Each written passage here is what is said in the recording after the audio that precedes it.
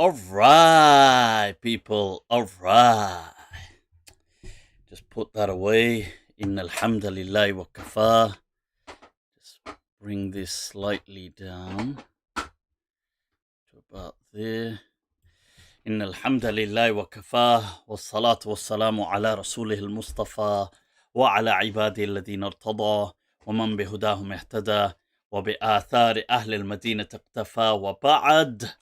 فالسلام الله على القوم أهلا وسهلا بكم ومرحبا Juan Layth, bienvenidos a todos, Bakhair Ragle, Khushamadid, people. And as always, Swagatam. Right, so what is going on? Let me just first and foremost just do a quick sound check. Let me just see what's going down. Right, bring up mi gente. From there, I can see you all. Facebook, alright. YouTube, Mufti, you're doing it. Que onda, compa? Alright. ¿Qué tal? ¿Qué hubo? What's going down, people? Let me just check.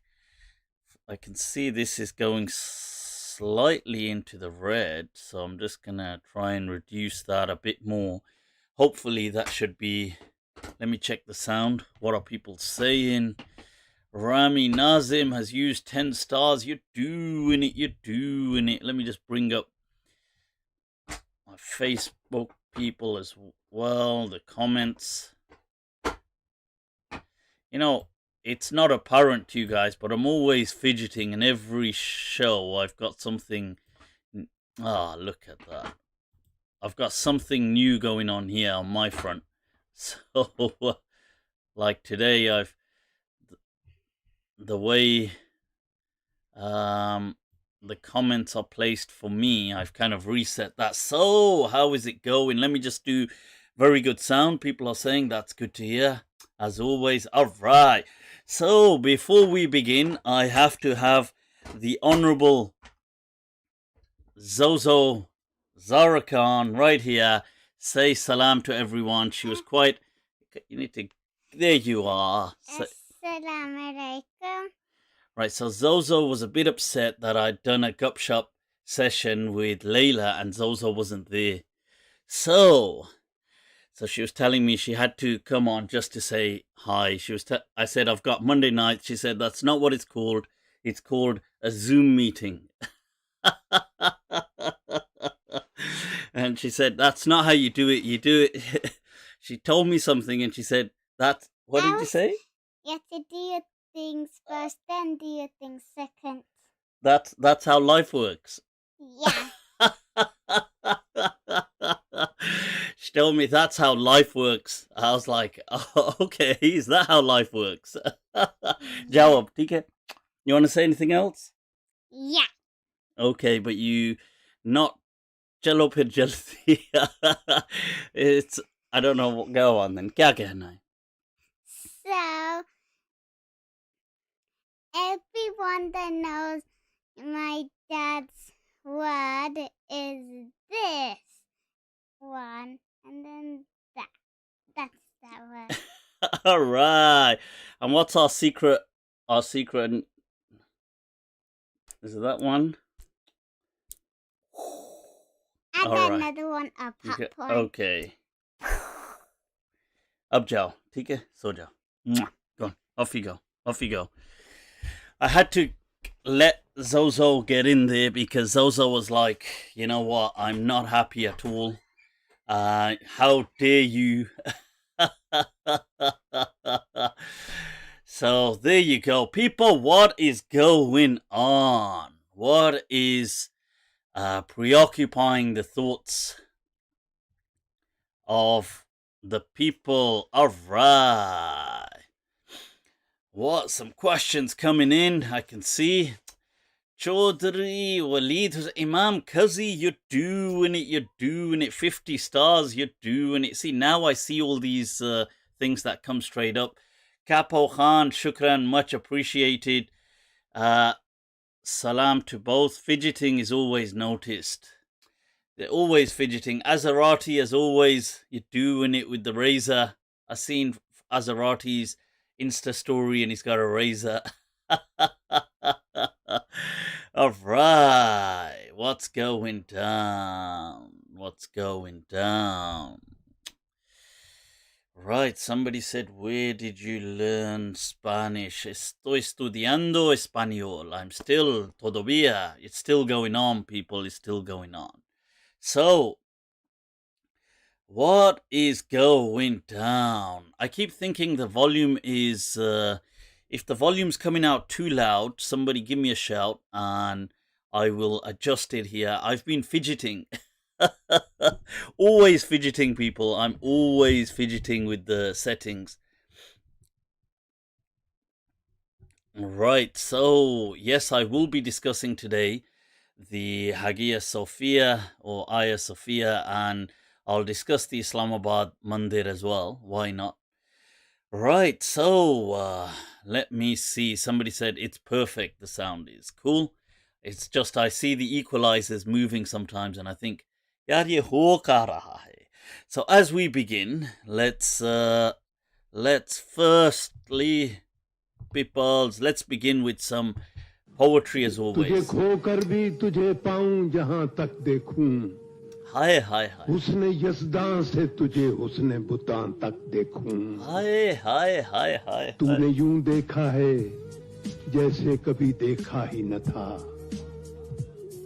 तूने यूं देखा है जैसे कभी देखा ही न था मैं तो दिल में तेरे कदमों के निशान तक देखूं वाह वाह तूने वाह यूं देखा है जैसे कभी देखा ही न था मैं तो दिल में तेरे कदमों के निशान तक देखूं सिर्फ इस शौक में पूछी हैं हजारों बातें सिर्फ इस शौक में पूछी हैं हजारों बातें हाय हाय मैं तेरा हुस्न बयां तक देखूं क्या बात है क्या बात सिर्फ इस शौक में पूछी हैं हजारों बातें मैं तेरा हुस्न बयां तक देखूं वक्त ने ज़हन में धुंधला दिए तेरे खतोखाल वक्त ने ज़हन में धुंधला दिए तेरे हाय खतोखाल हाय हाय यूं तो मैं टूटते तारों का धुआं तक देखूं और दिल गया था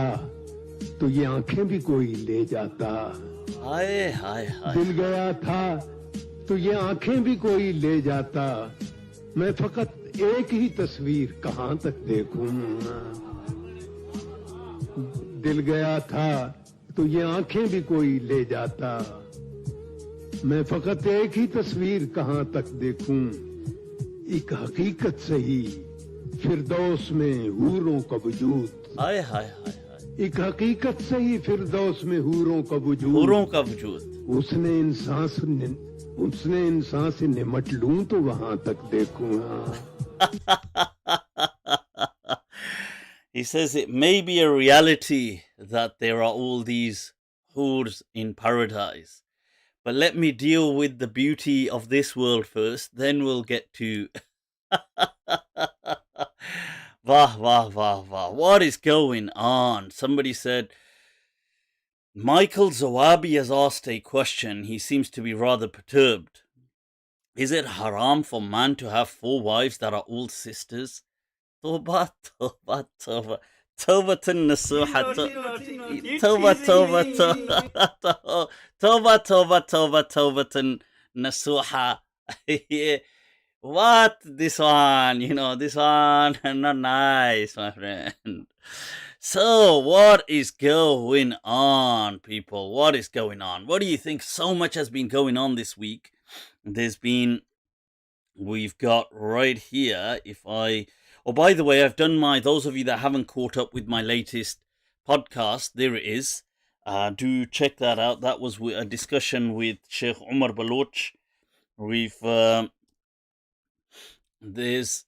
So do check that out. Quite interesting. We discussed many things, consumerism, things like coherence in the Quran, cynicism in the world today.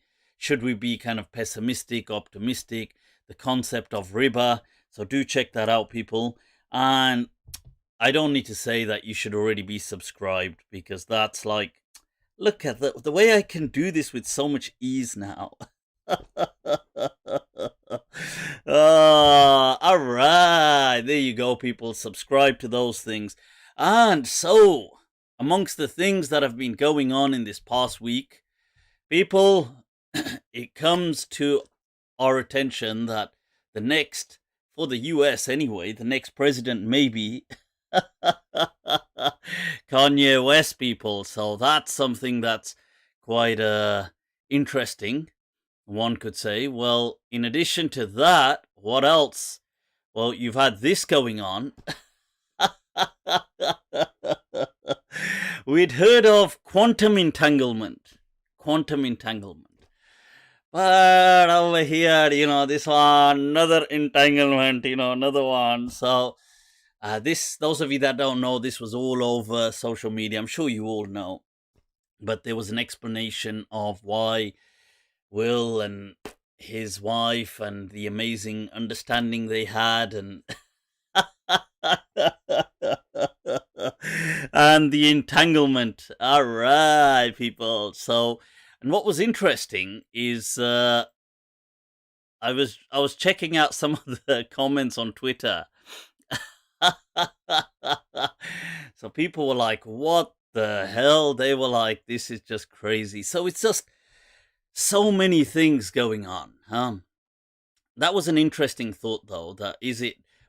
When men, it said females, when they cheat, it's always therapeutic. I would say, why it's therapeutic for everyone. Anyway, what's going down, people? What's going down? ¿Qué está pasando? Oh, and by the way, a new discovery. I don't know if this is legit. Is this legit or what? I saw this by our Ya'juj Ma'juj brothers. I'm only joking.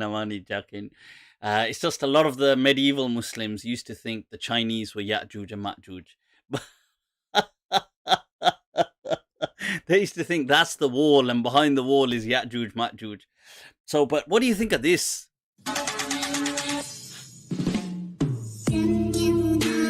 Is that legit? Seriously?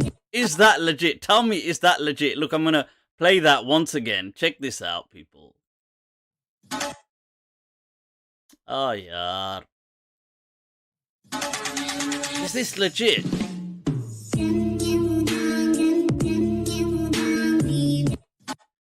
Inna lillahi wa inna ilayhi raji'un.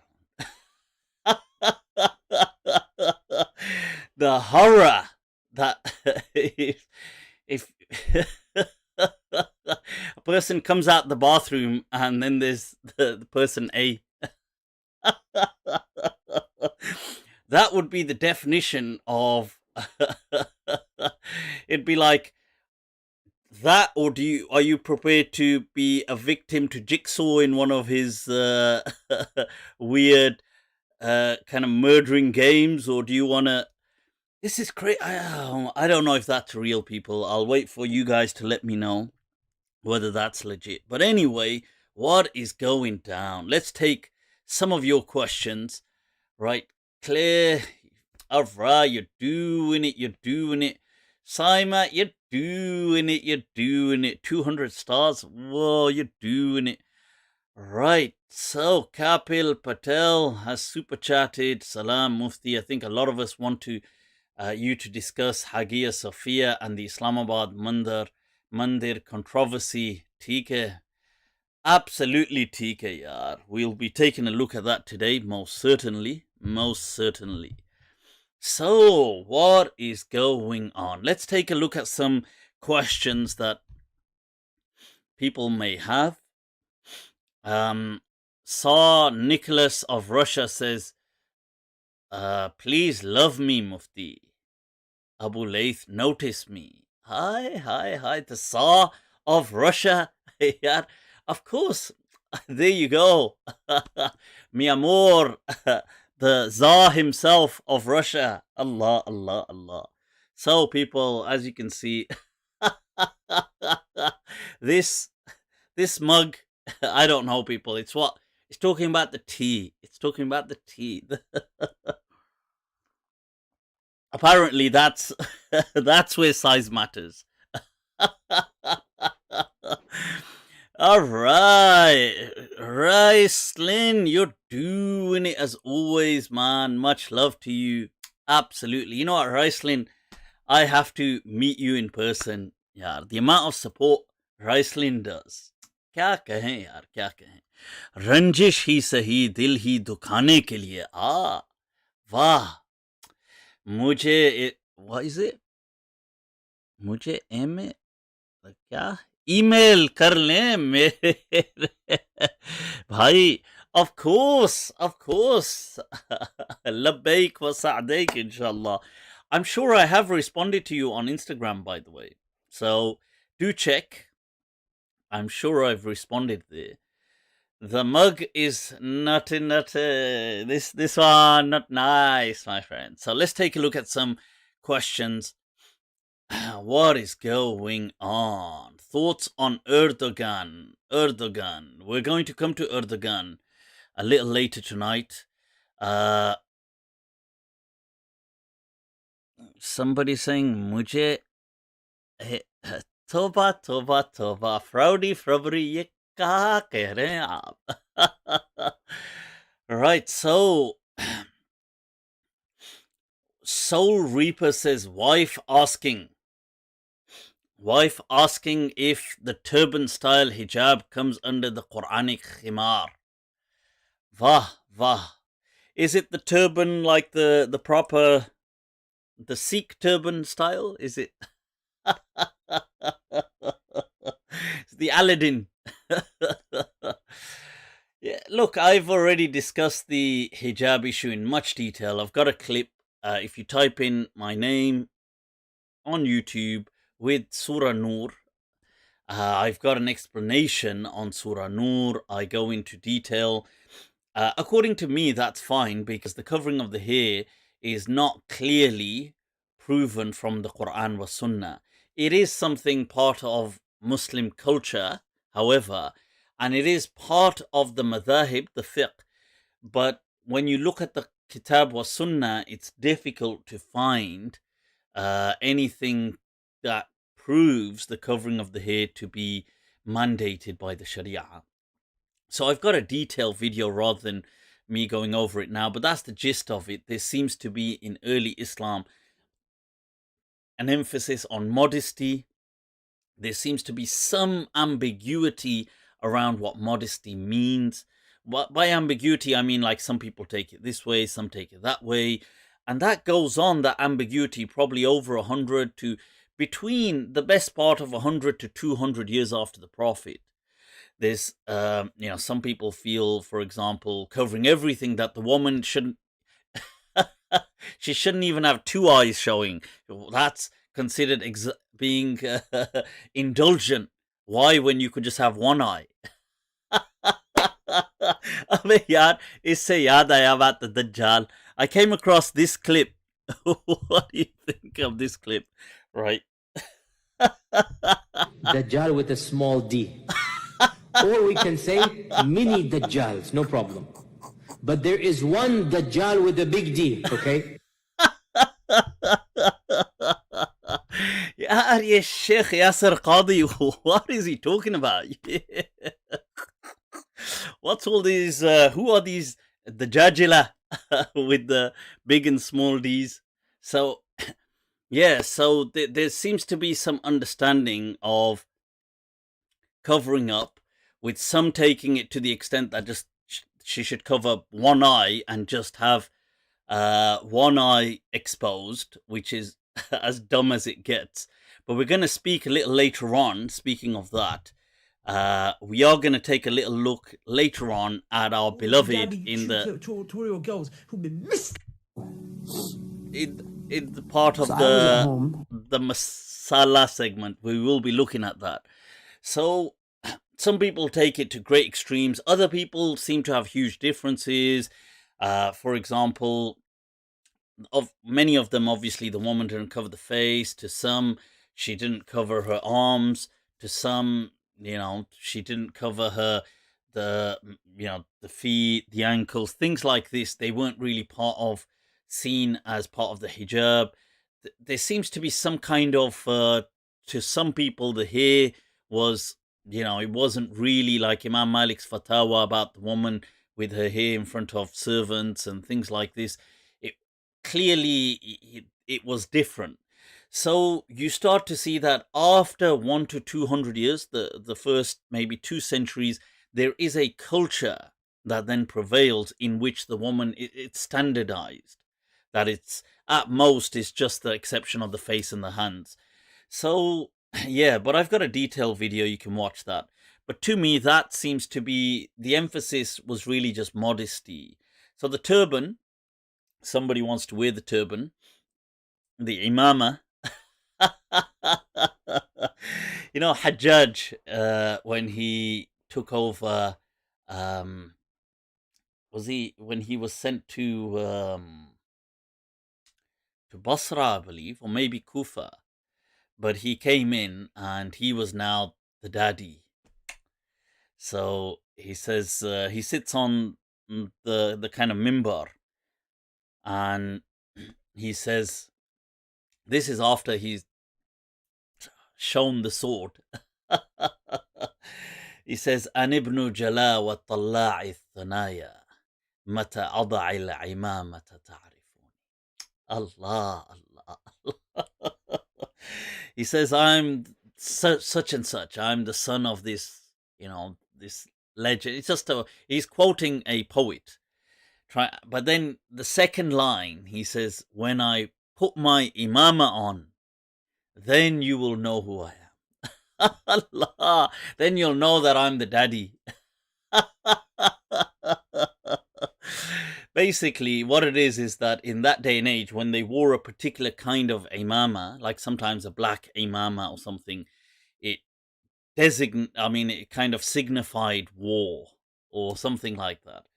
So yeah, so she can wear an imama and sit at home and teach Sahih al-Bukhari. She goes, Haddathana.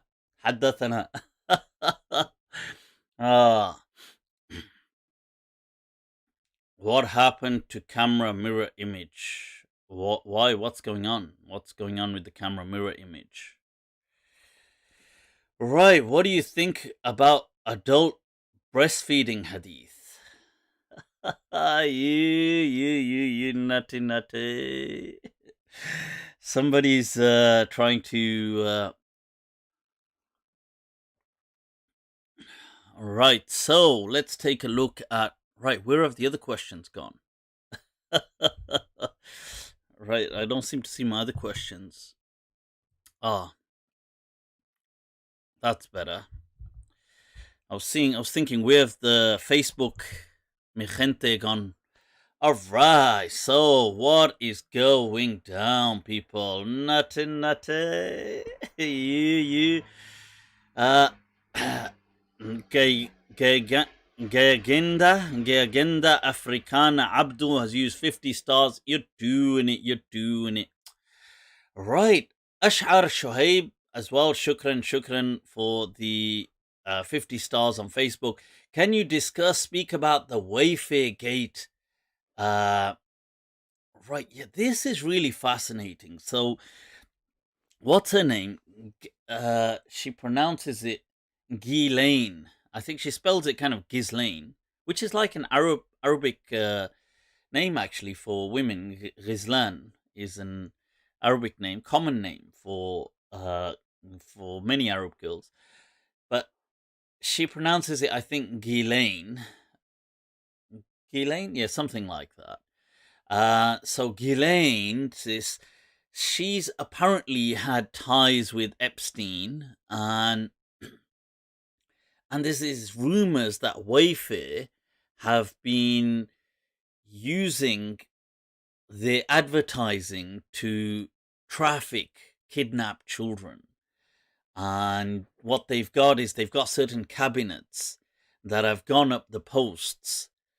So Wayfair are obviously a domain which sell partly their own products and the products of other people, a bit like Amazon, usually furniture and stuff like that.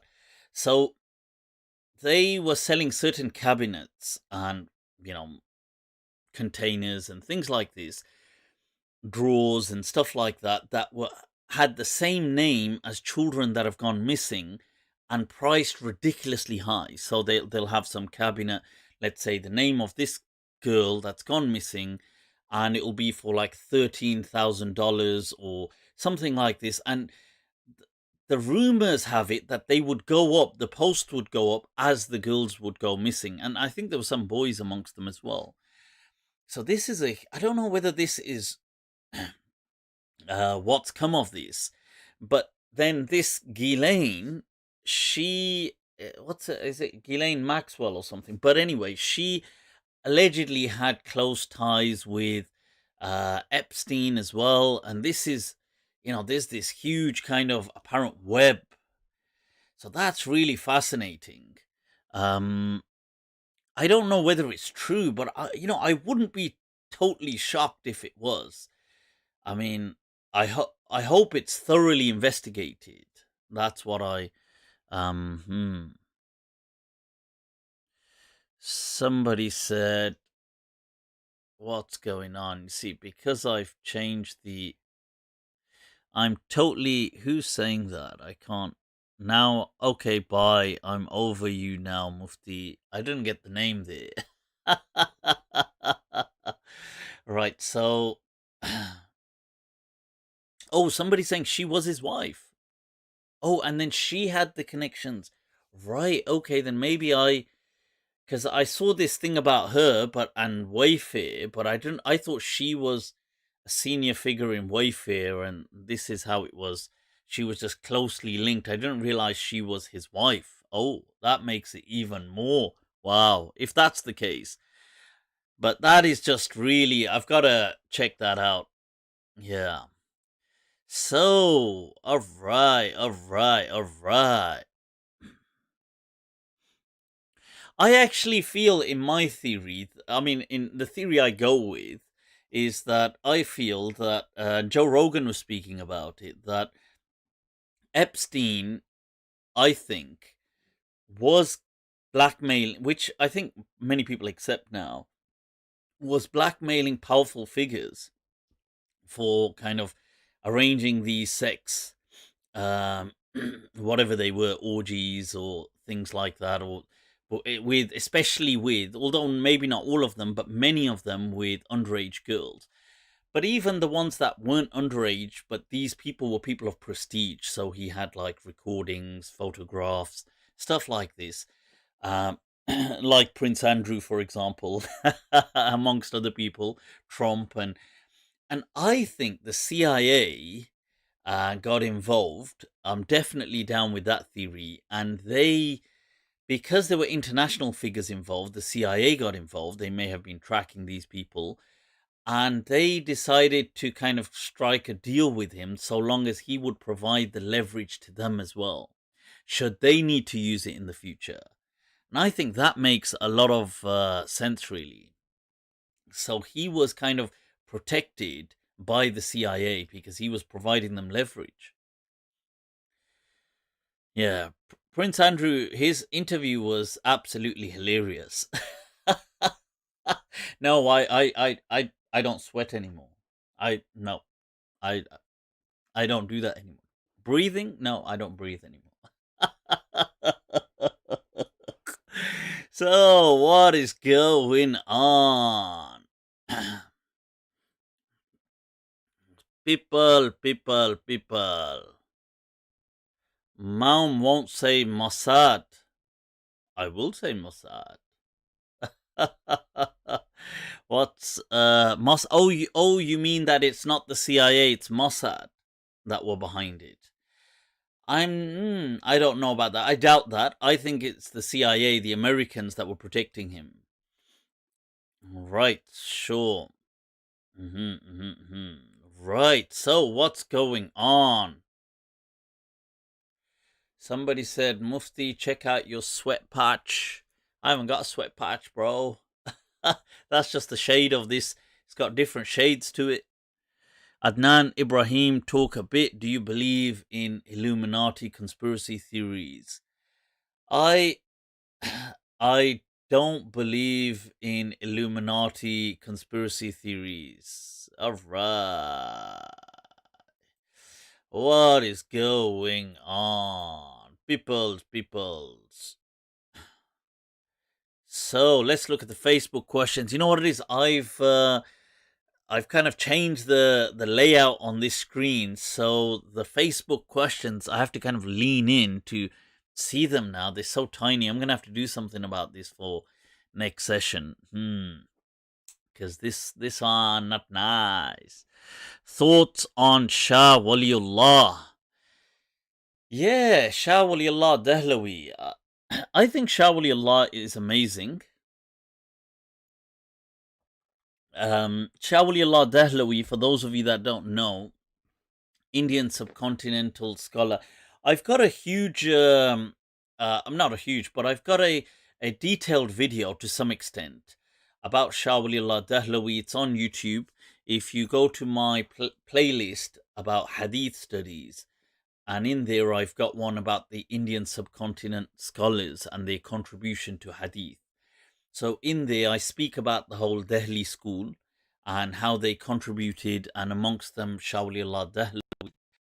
And yeah, definitely. I mean, he was an amazing individual, very ahead of the curve, really. And something he did was he reinvigorated Hadith studies, and not just that, also maqasid al-Sharia. But he didn't use the word maqasid for some reason, which I never could understand why he didn't do that. So maqasid al-Sharia is the spirit of the law, so it's called the objectives of the Sharia. And he seems to not use that. His famous book, Hujjatullah al-Baligha, speaks of the hikmah of the Sharia and the kind of spirit of the Sharia and the objectives, the maqasid. He's speaking about the maqasid without using the word maqasid.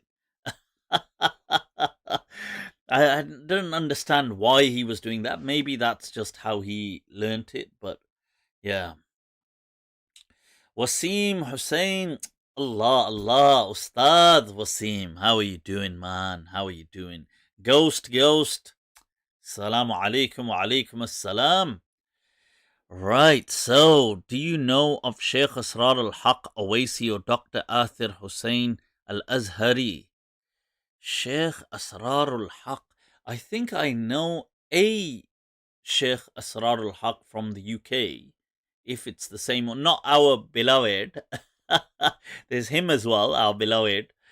But then there's another Sheikh Asrarul Haq, I think from Bradford somewhere, that I think I have him on WhatsApp. But I don't know if it's the same one. I don't know if that's what they call him, Awasi, or not. Alright, what is the Awra for men and women? Doing it, huh? Awra for men and women. You see, the school of Medina disagreed with other schools about this.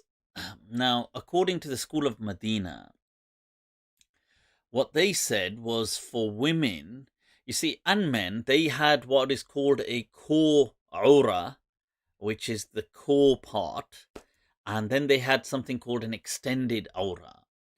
So the extension, like by extension, and the extended aura was less. I mean, they were both important to cover, but it was kind of more negotiable under certain, or it was not negotiable, isn't the word, but it's more. I don't know if the term is pardoned, or like if it was uncovered, it wouldn't. It could be excused under other circumstances, and especially in matters of salah, it would provide a it would be, the salah wouldn't be invalidated and things like this, whereas the core aura would invalidate the salah. Now it's interesting because the Malikiya, the school of Medina, they say for women, the core aura is really her kind of private parts, and it's just like from the navel to like the thighs as well, and that and what's in between there is her core aura. The other parts of her body, for the most part, are the extended awra, and some of them included the abdomen in there. I didn't really get that. Why the abdomen? Because they included the abdomen but excluded the breasts. And I was intrigued by that when, like, I was like, yaar, ye kya ho raha hai yahan pe? But then it made me think, I don't know if it's true, but people said that, oh, like in India, when they, the common kind of clothes where they would expose the abdomen, women will, under the sari, for example. Now, I heard, I don't know if that's true, that trend was initiated like centuries ago when some ruler or some people in power had this a fetish for the abdomen, and it kind of originated there. I don't know if that's true, but I heard that from some people, that's how this sari dress, the way it's designed, but it may just be made up. But it got me thinking why some of the scholars thought the abdomen was more of a core aura to cover than the actual breasts. So that's quite it's like, what's going on in their minds? Let's yeah, but so and that would be my understanding, that I would go with the understanding that the School of Medina presents, that the core aura is really the woman's kind of private parts and just a certain area that surrounds that. So they usually say like from beneath the navel to the kind of thighs, that area, and everything else is the extended aura. So that means that the woman still covers it, of course, but if it was uncovered in salah or something like this and she covered it back, it wouldn't then invalidate the prayer. And for the men, they say it's just the private parts, so it's just his kind of genitals and behind as well. So they say the actual what they write in the books is the kind of makhrajain in the sawtayn, they will say, which is the rectum and the scrotum area and the genitals. That's it. That's for the men, the core aura that must be covered, and everything and the other things by extension, like, so yeah, around that area to some extent, because then they disagree. Some say the thighs, some say what's the point of thighs for men.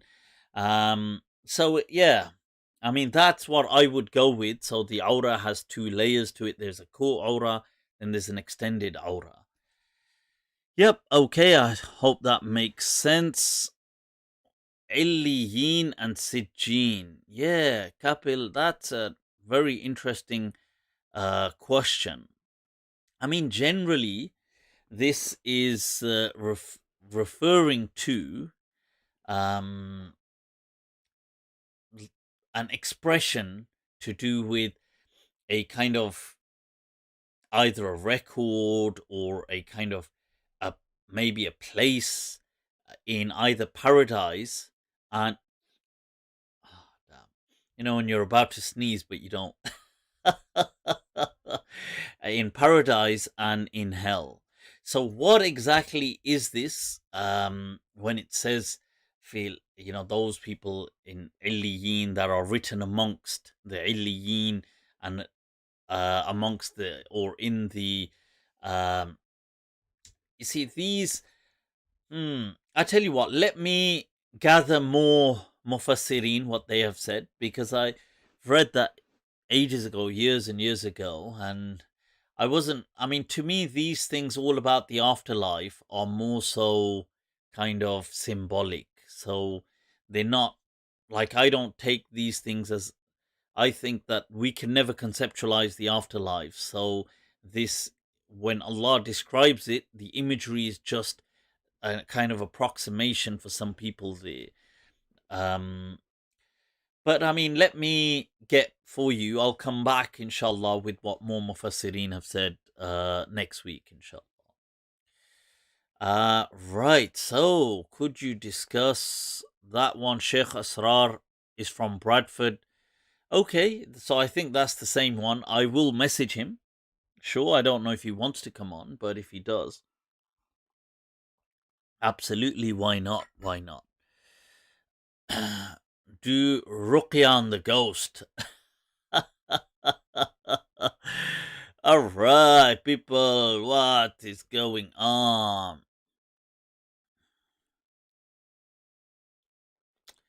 Did the Prophet really kill a man with a spear whilst riding a horse? I'm not so sure about that. I'm not sure. What incident are you referring to?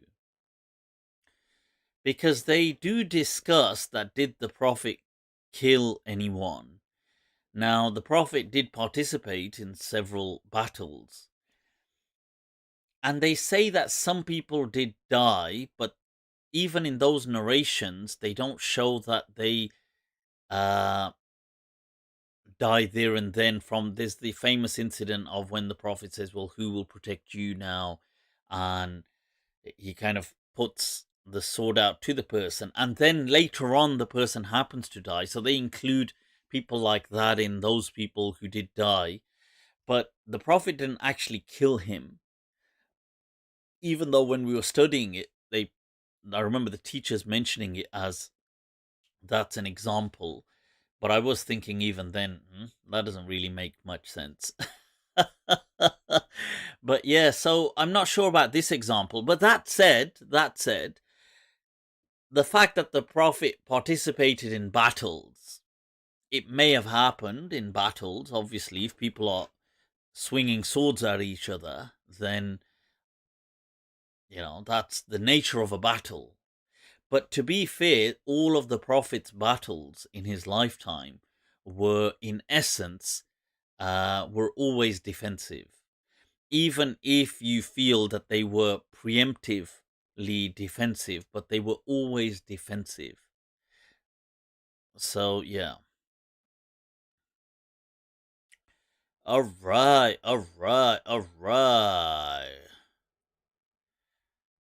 Right, what is going down, people?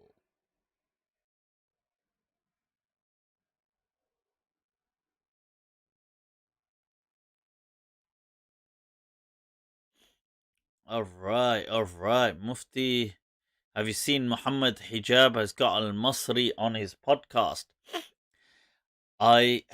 Is that the same one as last time? I'm pretty sure I've seen that one. Isn't that the one with Jonathan Brown? Johnny Boy with Jack and Shadi Shadi.com. The problem is this though, isn't it? Yeah, I suppose the problem's everywhere, isn't it? On one hand, you have people like that. Like, in all honesty, the position these people are given out of ilm, अब मैं कहूं तो शर्म आती है यार. This one embarrassing, because the truth is these people really don't have much in-depth knowledge of Islam. So then on one hand you have people who represent what is now, let's say, the mainstream, who have it's not that they have no knowledge, but they have very little. It's just like mediocre knowledge, isn't it? And the mediocrity, so you've got that on one hand. Then on the other hand, you've got people like me who don't do mediocrity. But then the problem is we look like this and behave like this. So, yeah, La ilaha ulai wa la ilaha ulai. It's, I guess the situation is we're just kind of screwed, I guess.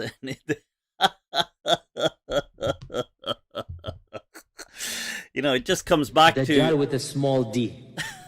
Or we can say mini Dajjals, no problem. But there is one Dajjal with a big D, okay? This is the problem, people. It's the it's the D everywhere we're going. So what is going on, people?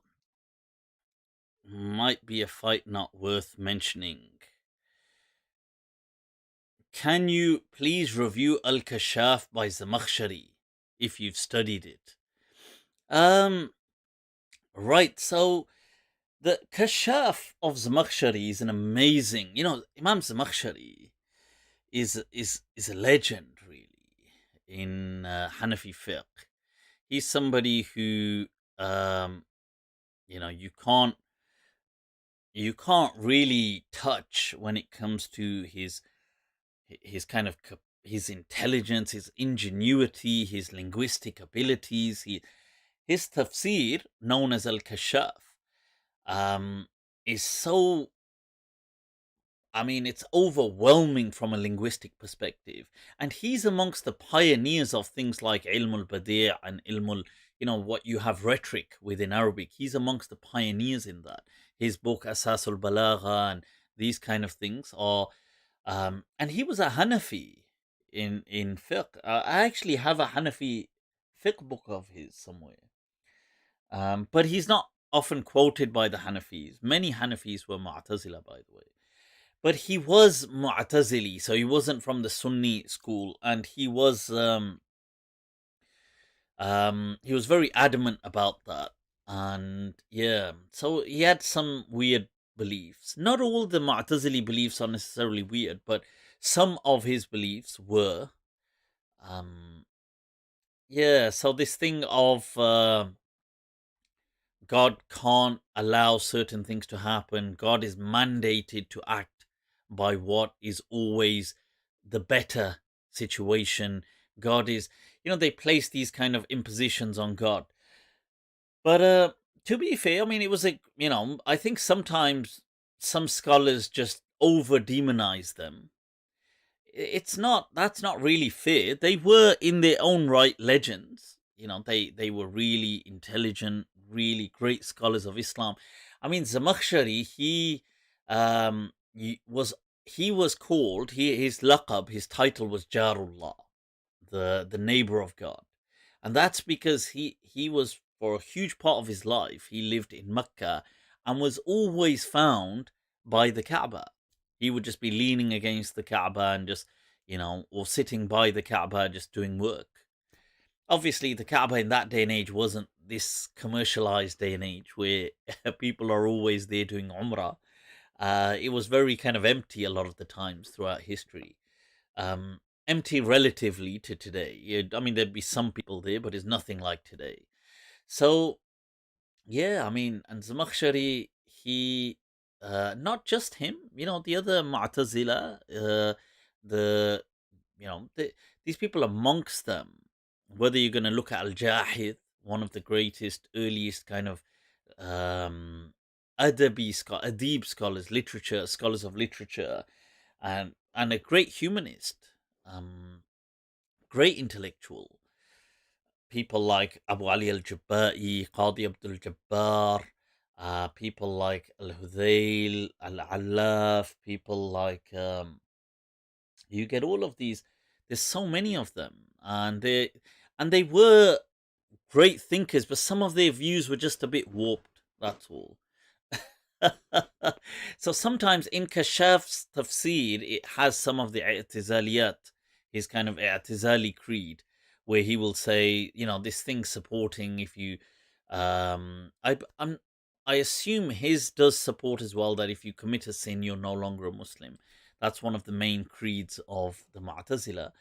But also other things as well, that God is mandated to always do what's good, and and this was the debate, by the way, that they attribute to Abu al-Hasan al-Ash'ari, that where he said to he had a hypothetical scenario with one of the Mu'tazili scholars, and he said to him that, look, about 3 people that question God on the Day of Judgment. So one is a believer who lives a natural life and dies, and one is a kafir, and one is a child. So a kafir child. So, and he says that what will God do with these people? So the Mu'tazila kind of point of view is the one, because God is mandated to act accordingly. Like he can't act outside of the algorithm. The algorithm is, if you do good, you must be rewarded. If you do this, you must be punished.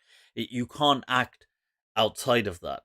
So he said, well, that's simple. The Muslim will go to paradise because God has to reward him, and he'll get his reward. The child, well, because he's a child, he'll be forgiven. He can't be taken into account. He'll go to paradise, and the kafir will go to hell. So he says, well, okay, so the child who goes to paradise, will he be in the same kind of luxury and amenities and the kind of qualitative state as the believer who goes to paradise? So the Mu'tazili response was, well, no, no, because the believer has worshipped, so God is mandated to give him a higher reward. So he says, yeah, but the child could say, well, that's not my fault because I died as a child. I didn't have that much time. This person had so much more time, so that's not my fault. So he says, yes, but God would say, yeah, because I know better. And if you were to live, you would have actually committed so many sins. So I gave you death. And in fact, you may have even become a kafir. And therefore, I gave you death to save you and give you Jannah. So then the Ash'ari response was that at that stage, the kafir will then ask, in that case, why didn't you grant me death as a child? And thereby grant me Jannah in the afterlife. And this kind of paradox is where the Mu'tazila kind of thing crumbles. So yeah, that's right. The fake Mufti Sahib, same faces, Lucifer. All right. That's it, man. Inaya, you're doing it with the super chat. Right, Inaya says a book by Dr. Shabir Ahmed states that Dalail min Nabuwa by Abdul Jabbar has the earliest source of Ayesha being 48 when married to the Prophet. 48? Ayesha being 48? Okay, I'm not sure if by Abdul Jabbar, you mean Abdul Jabbar, Qadi Abdul Jabbar from the Mu'tazila? I'm not sure of 48. I've never heard of that. So not sure about that. But it is very clear that that Aisha radiallahu anha was definitely, when she married the Prophet, she was probably anything between her very late teens to 20, anything between that. She was around that kind of age. She was not by any means a child. She was not 8 and 9 and bloody 6 and whatever these. And do you know why that was? I am going to do I keep saying I'm going to do it, but I have actually worked on it. But I wanted to do it in more a chat format because I thought if I just sit and lecture, it'll get boring. So I did ask someone that, look, how about we do this as a discussion format on the age of Aisha, covering all the chains. So he has agreed, and we will hopefully do that. It's just I want to also put some of the chains in a chart, a graph, sorry, and just haven't got around to making the graphs. This is where I need a bunch of secretaries, I think, so or assistants, right? So, but the reason why this whole age thing begins with Aisha is you will see that what it is that after the Prophet's a few decades, but in Aisha's lifetime, as she matures significantly, there's a huge backlash against Aisha by certain people, especially the Shia and the Shia to Ali and people and other people as well, but especially them. Now, there were rumors that began that were stating that Aisha had committed adultery, and these people were spreading these kind of rumors.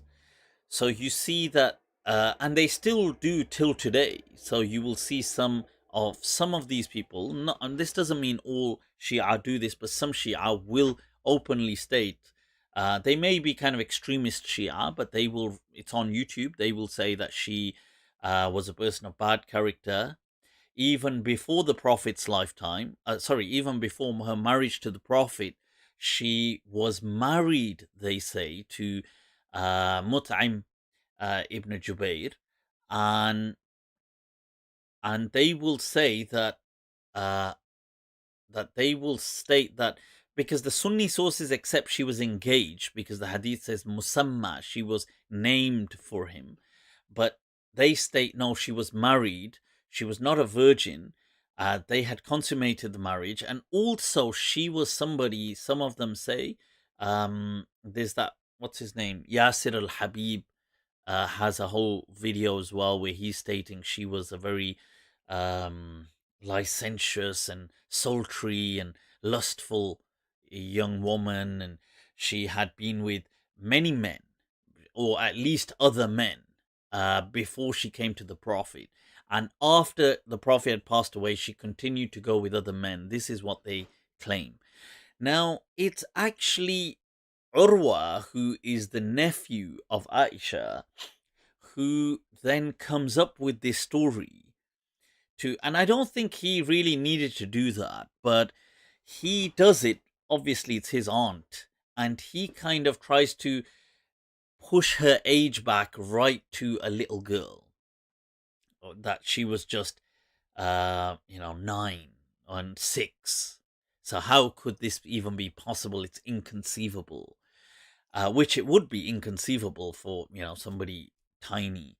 Now, in all honesty, he didn't need to do that, but it seems to be he is the Urwa is the kind of the key player, yeah, and the from an etiological perspective, with the origin, the genesis of this riwayah of her being 6 and then 9. It comes from her nephew trying to combat those rumors. And you don't really need to do that, because look, we don't believe that anyway, these rumors. It's ridiculous. So, but this is where this age thing gets introduced, and you will see every single narration, and when we show the chains, really comes through Urwa. And even the one or two that they claim don't are from people who often quote or they narrate from Urwa. And it appears that his name is just dropped in that sanad, but he is there. And yeah, so that's the interesting thing, that Urwa is actually the missing link to this mystery.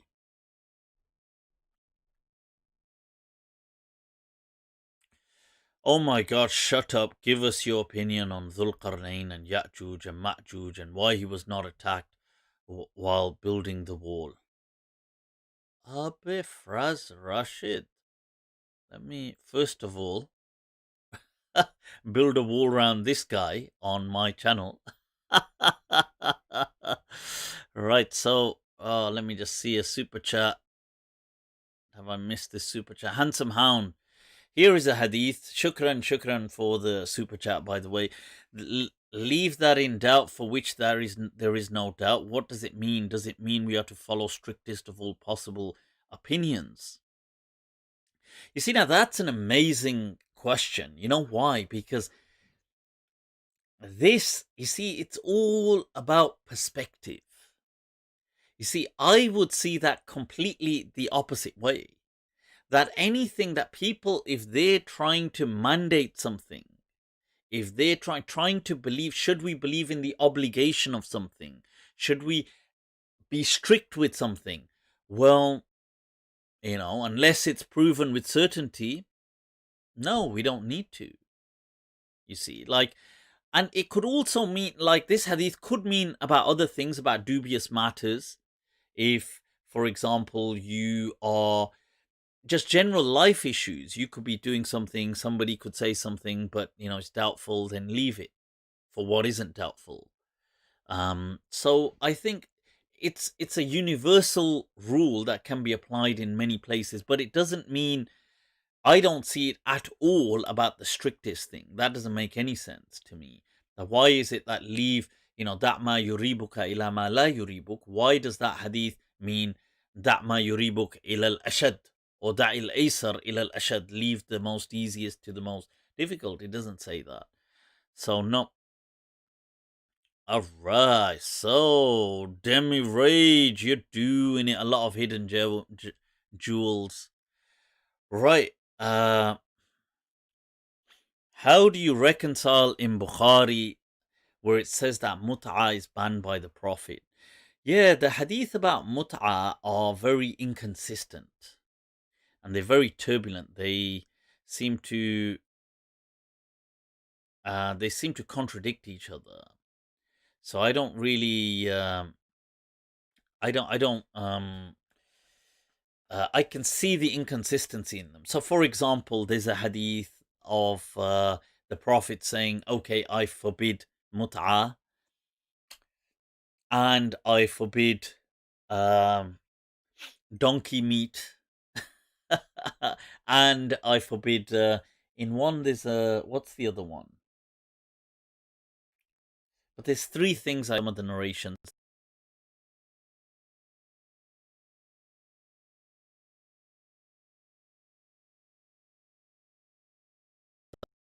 I froze there for a moment. It's not my bad, but my process CPU bad. Right, so, but when you look at those rulings of the other things, like donkey meat, for example, even though it's considered, by many people makruh, haram, but by certain people it's not haram. Not that people necessarily eat it, but it's not seen as haram. Like the school of Medina doesn't see it as haram. So my point is that, you see, even the things that are listed in the hadith are not deemed haram. So that's one problem. Then it's the fact that the Prophet makes it permissible again, then makes it impermissible again, then makes it permissible again, then makes it impermissible again. And it's like, what's going on here? And then people say, yeah, that's because they needed it. And you think, well, other people need it as well.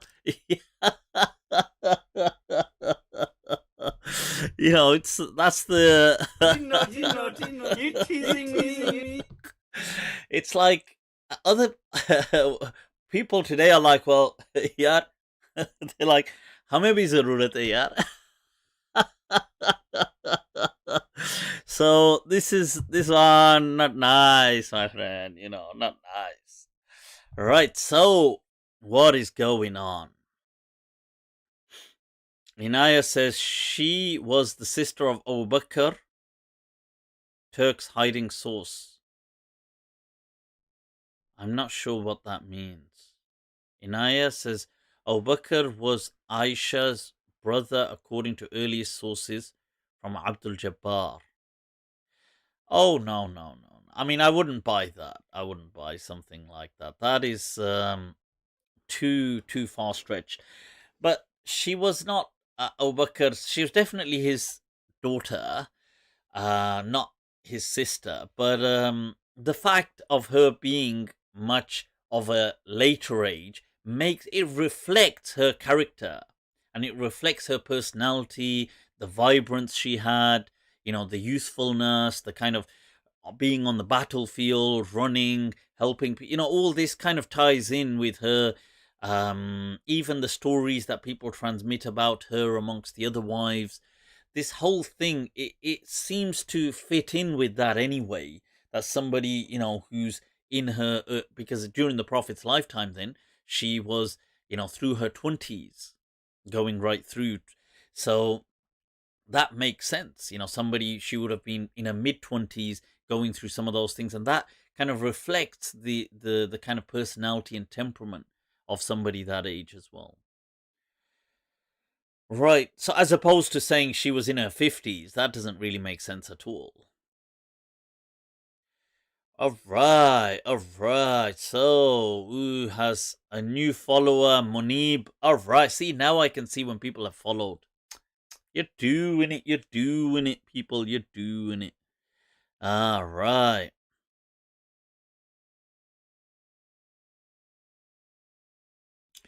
Right.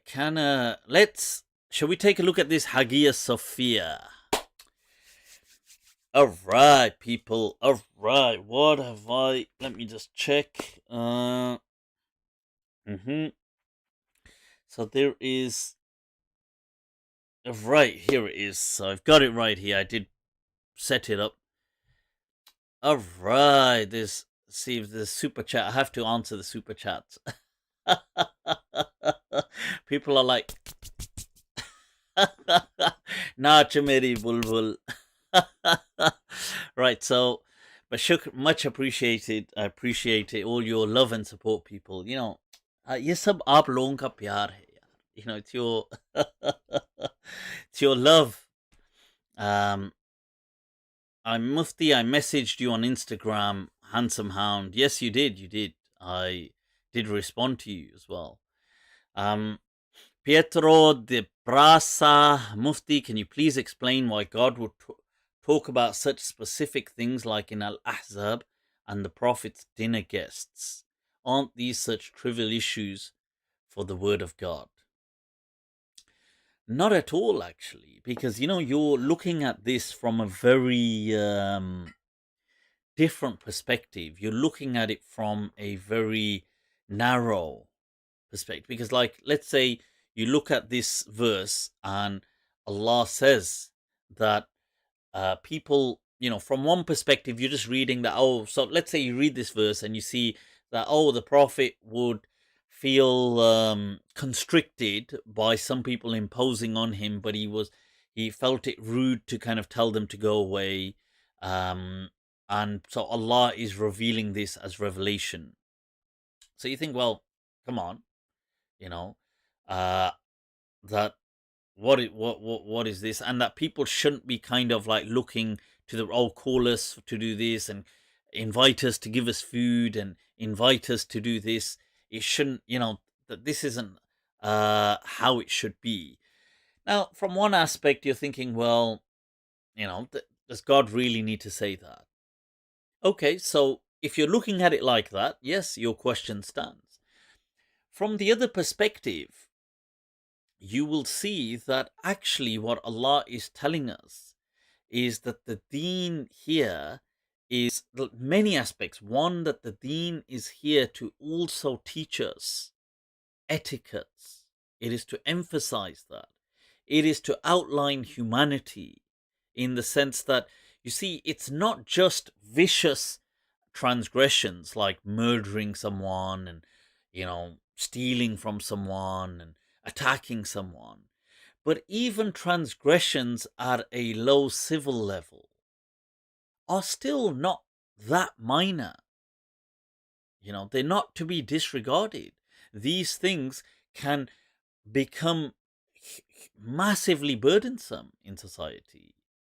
You see, it's not just obviously murder and these things matter, and Allah has addressed that in the Quran, but even these things matter.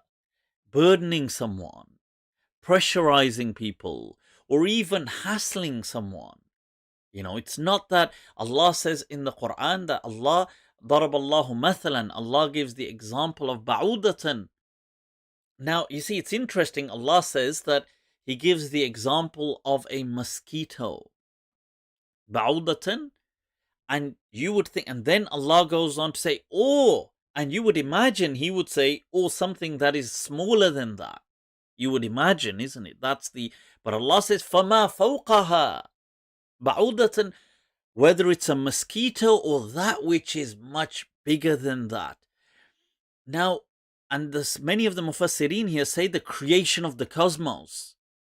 And you think, well, that's a bit weird, because God should have said, you know, because Allah is saying in Allah la yastahi, Allah is not embarrassed of giving an example of a mosquito, and you would assume it's or something more trivial. But Allah says, or something on a much more grand scale. Why? Because the cosmos or the mosquito in the sight of God are equally insignificant as far as his existence is concerned, or they are equally significant. You understand? Like, it's because to Allah, to God, it's either it's insignificant or it's significant. It doesn't mean just because this is the cosmos now, this is so significant and this is a mosquito, but that is a creation of God. It has life in it. You know, it has problems. It causes problems, as does the cosmos.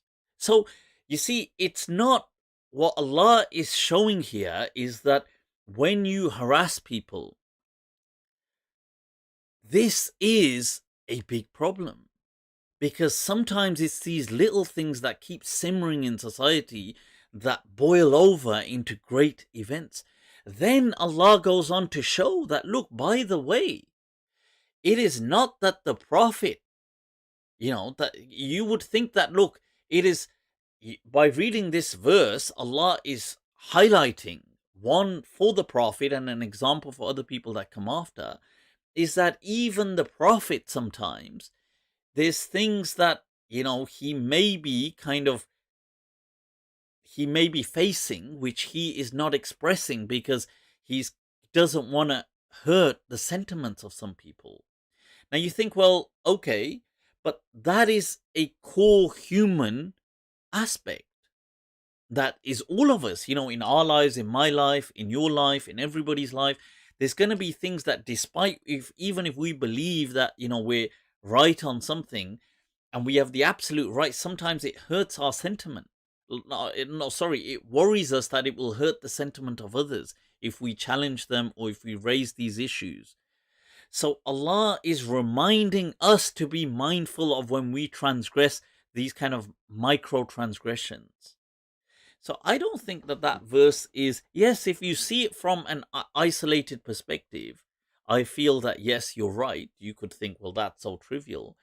But if you see it in the grand scheme of things, it's to show whilst Allah is dealing with murder and this and battles and theft and all of this, he also mentions micro transgressions that don't harass people, don't become a burden on people unnecessarily, don't kind of impose yourself, that these etiquettes too are the building block of a healthy society. So yeah, I would definitely feel that. All right. Are they mechanics? Why is there a spanner beside some people's names?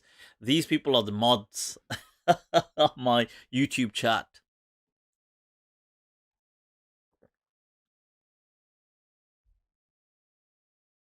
Calling fellow Muslims hoes and devil worshippers.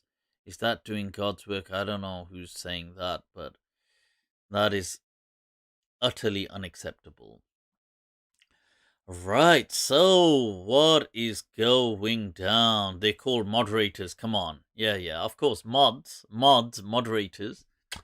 You're doing it, people. You're doing it. Where is the admin? Ashar has said, where is the admin? Is there no admin on Facebook? Huh? I'm sure they are, but are they asleep? Right.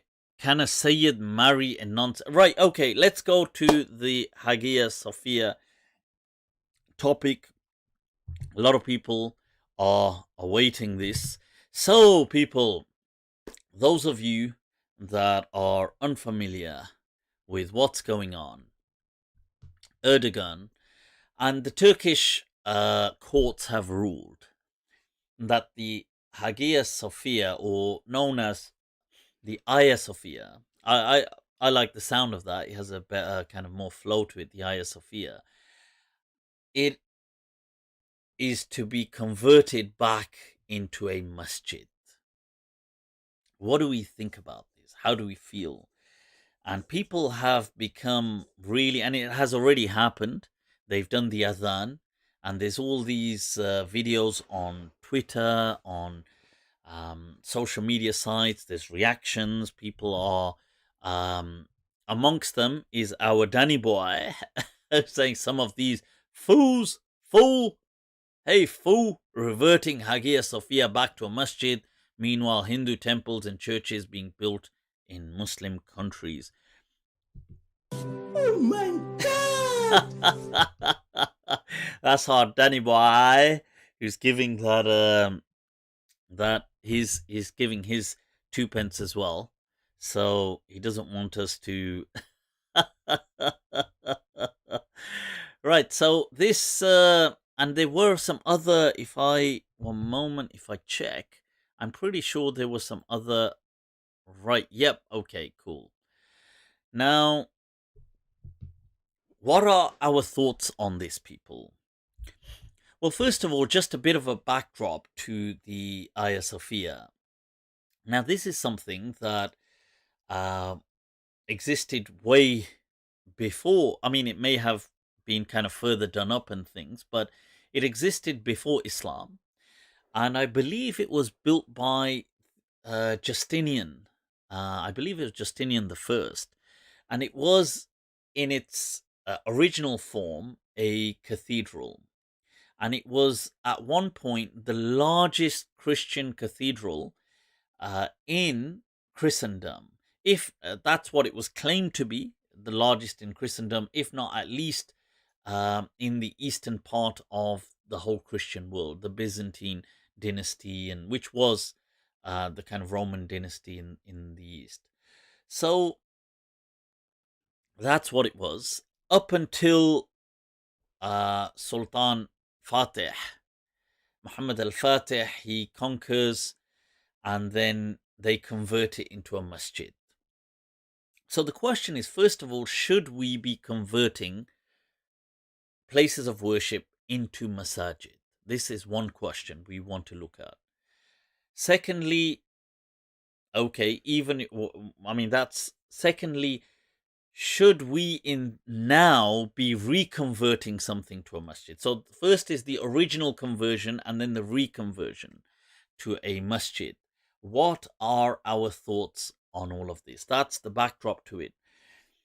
I would say, and adding to that, in the time of the Salaf, when we look at the Sahaba's time, many of them did not, like when you look at the rulers like Umar ibn al-Khattab radiallahu an, when he conquered Jerusalem, he didn't convert the holy sites into masjids.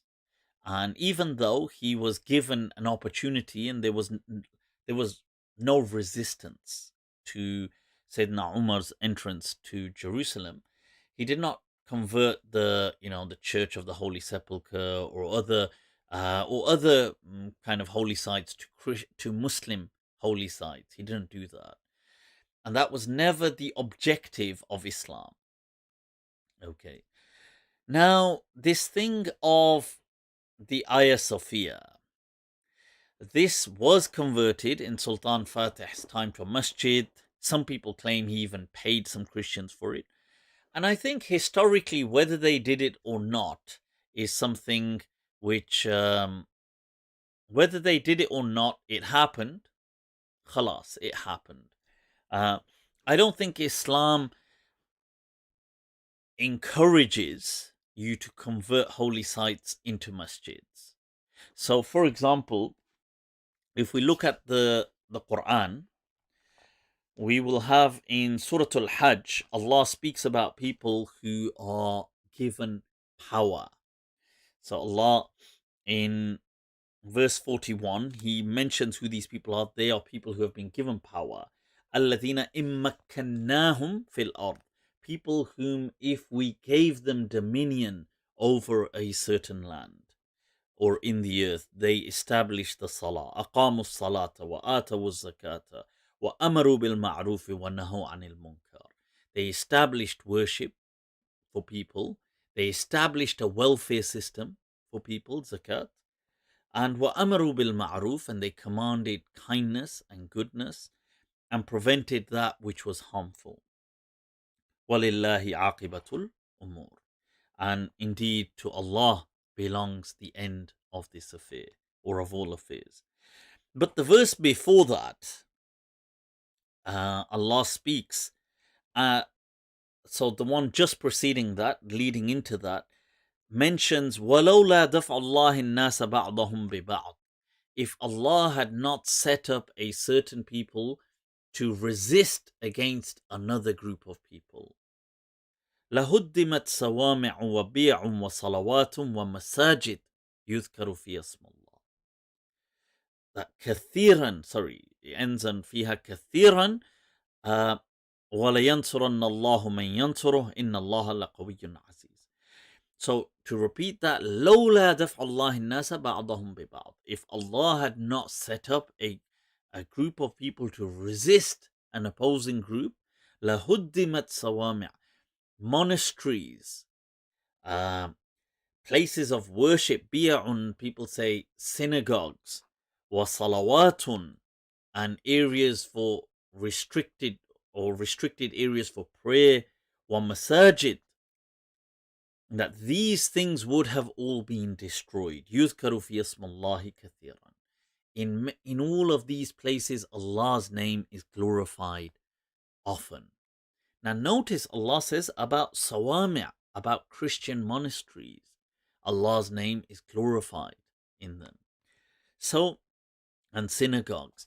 Allah does not say, and this is, Surah Al-Hajj, this is in Medina.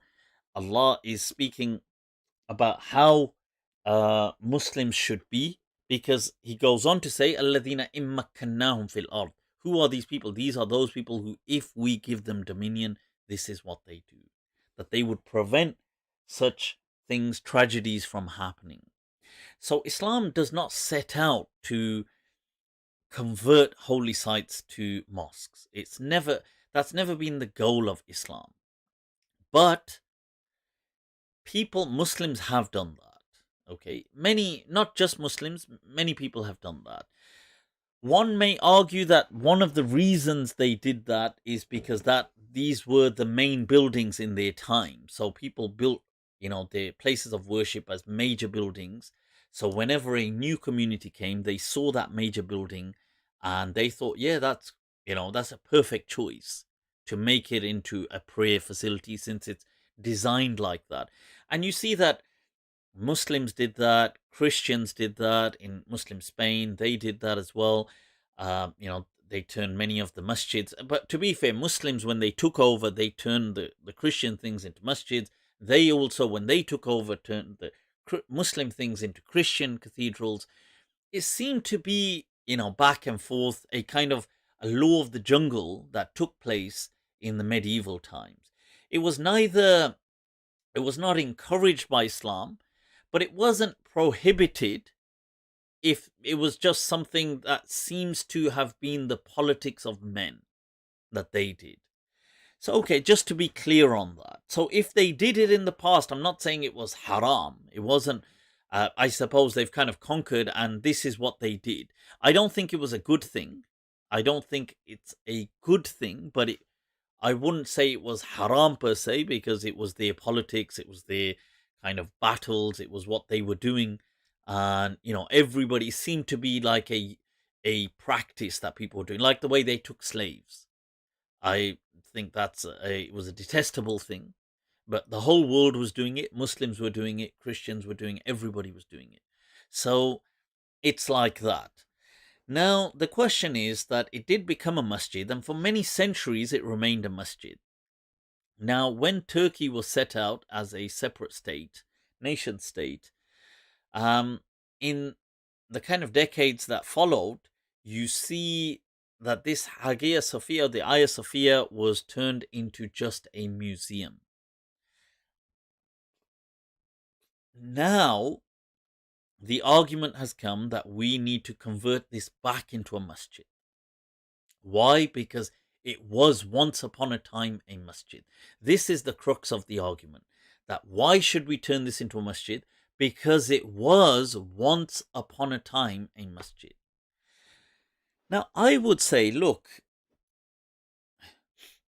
it's not about halal haram, okay, because the Hagia Sophia is in a Muslim country. it is the property of the state of Turkey. It is the property of Turkey. They can, from an Islamic perspective and from this statutory legal perspective, they can do with it whatever they want.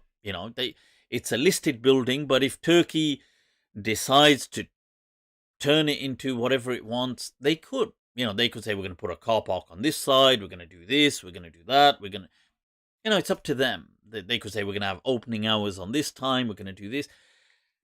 The question, so it's not about what is legal and illegal or what is haram and, not haram. It's not about that. So, but the question is this a rightful action, right and wrong? And there are things like the Hadith teaches you that you will know them when they are wrong. I would say that this Hagia Sophia, converting it into a masjid is absolutely wrong. It is a great mistake that is being celebrated by people. Wallahi, these people, I feel, lack insight about world affairs. Turkey, I feel, is only doing this to gain brownie points. The regime is doing this. They're pushing it to gain brownie points with other states to become the new leaders of the Islamic world. Turkey is, Erdogan for a while has been trying to shape out his identity as the new Amir al-Mu'mineen in Islam. And he's trying to rival Saudi Arabia, who have had that position traditionally. I don't know why, except that the Haramain are there. So Turkey has now tried to, first of all with this Ertugrul drama, promoting this everywhere. And they've been doing this with many other mosques as well, by the way, in Turkey, churches, turning them into mosques and things like this. But this Ertugrul thing, that spreading this, I've not watched a single episode. I can't, honestly, I find these things preposterous. But anyway, a lot of people love the drama. Fair enough. I haven't got anything against the drama per se. But you have to understand something. The Ottoman Empire was it was nothing more than a dynasty that just happened to be Muslim. It is not symbolic of Islam.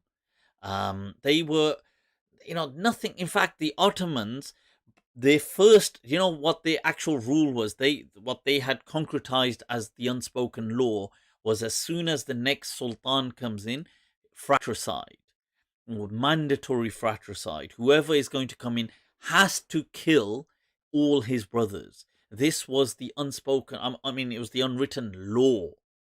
And even some of the Hanbali ulama gave them the fatwa that it's permissible. I don't know what they were smoking, but yeah. So the Ottomans were never these representatives of Islam. They never even claimed to be this. This is the dumb thing, that Muslims today are some Muslims, these kind of romanticized ones, are so in a dreamy state of mind. The Ottomans never claimed to. If you read the titles that the Ottomans used to give themselves, they used to give themselves the title Caesar of Rome. And that was their title, the Caesar of Rome, including Fatih and these people. They go on about him and other people. Look, sure, I'm not saying they were horrible people. They may have had some, they were just people. They had good sides to them. They had really bad sides to them. They were not symbols of Islam. Later on, we romanticized them to be these symbols of Islam. They weren't even in the Middle East so much later on when they established. They were more so in Eastern Europe. But they had nothing, the way we pitch today, it's presented like this dream image. Oh, they were like, sure, they were Muslim, and I'm not saying that they didn't respect Islam. I'm sure in their own way they respected Islam, just as Muslims today respect Islam. But they weren't symbols of Islam. If that makes sense to you. You're not going to see today countries like, I don't know, do you see? But even they don't. So yeah, so the problem with this converting the Hagia Sophia. First of all, this has, if you see, right, just one moment, if I bring here, you can see people will say that, look, I'd like to, you can see here that this is the quality didn't come up well here, but you've got here the blue masjid, yeah, the Sultan Ahmed Masjid.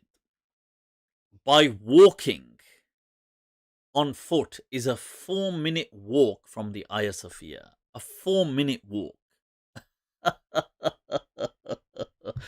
4 minutes. That's how it is. Literally just in front of it. Right. Now, there is no need for a new masjid. We don't have a need. First of all, I'm just trying to eliminate that aspect. There is no need. Okay. The Sultan Ahmed Masjid, the blue mosque, famous blue mosque, has the capacity of at least 10,000 people inside it. It's a huge masjid.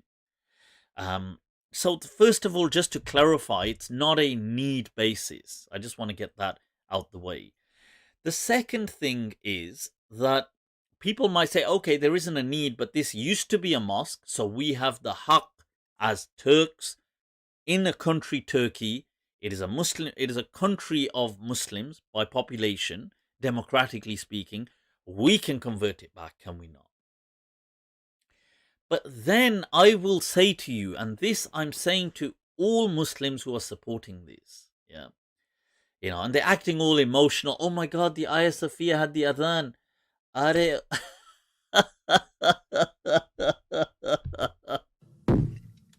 Stupid. I'm not going to let you get the... That is so stupid, because every masjid in Istanbul has got the adhan. You know, it's like, oh my God, we've heard the adhan from the Hagia Sophia. Oh my God, I'm so emotional.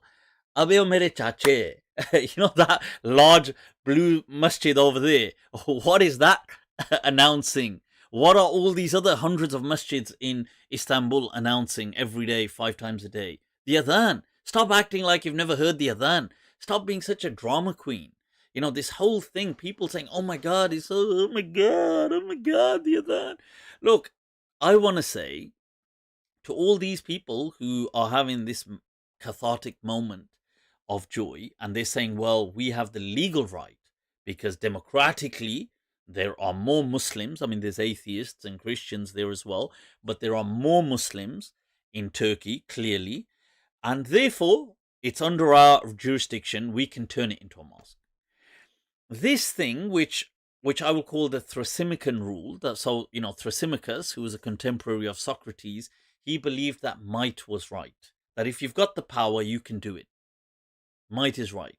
So this law, or the principle, or, you know, Thrasymachus principle, or the law of Thrasymachus, if you want to abide by this, fair enough. But don't come crying tomorrow when Masjid al-Aqsa, because it's under Israeli control, is then converted back to the Temple of Solomon, because it was the Temple of Solomon that before it became any masjid, and it is under their control. Don't come crying back when about the Babri Masjid or any of these other masjids in India that they say was a mandir, was Ram Mandir, that this masjid used to belong to such and such temple of such and such lord before it became a masjid. It is our right as a democratic majority of India, as Hindus, to convert those masjids back to Hindu temples. Why not? All we need is, it's the law of Thrasymachus. Might is right. It's whoever has the majority. All we need is a legal right, and we can do it. So why are you crying your heads off at things like Jerusalem? You know, what's your problem? Or is it, acha, when it's against us, then it's bad? You know, this is the stupidity, the lack of insight. In this day and age, I accept that it was a masjid, for many years. But before that, it was a cathedral. Now, for decades, it's been a museum. You don't need a new mosque. You don't need, people are not dying to pray. This kind of like, oh my God, we've got nowhere to pray, right? Leave it. Let things be. You've got a masjid 4 minutes in front of it. Literally, that capacitates thousands. Right? And you've got hundreds of masjids in Istanbul. So there's no shortage of masjids. Now you're going to say, well, no, the power of Islam. I want to hear the adhan. It's so beautiful. Like I've never heard the adhan, even though that large masjid over there is announcing it every day. And all these other hundreds of masjids are announcing it on speakers, which is a bid'ah, let alone that. We don't go into that discussion. The adhan was never meant to be, kind of like yelled on the top of speakers. But anyway, chalo, we'll let that slide. The point is that you've got the adhan, but no, we want to hear it from this museum because Islam we've got power. Okay, but the power that swings both ways. You see, and tomorrow, and Israel is expanding. This is why you can't then have this you can't play it like that. I feel by that argument, Israel absolutely has the right by that argument to take down Masjid al-Aqsa and convert it. Why doesn't it? By that argument, by the principle of Thrasymachus. It's their land, their legal rights, their courts have ruled, and they've got the power. And it was, first of all, Temple of Solomon, before it was any masjid. So, I feel that this is, part of this is the right-wing fascism that is rising in the world today. And it's not just Hindu nationals, it's not just Trump supporters, it's not just far-right Jewish Zionists, it's also Muslims as well, who are doing exactly the same thing, except they're coming back crying wolf when it's being done against Muslims. So I would say, look, just think these things through, for God's sake. That do you really need a masjid? And people say, well, it's still going to be a museum, but it's going to be a masjid as well. Subhanallah.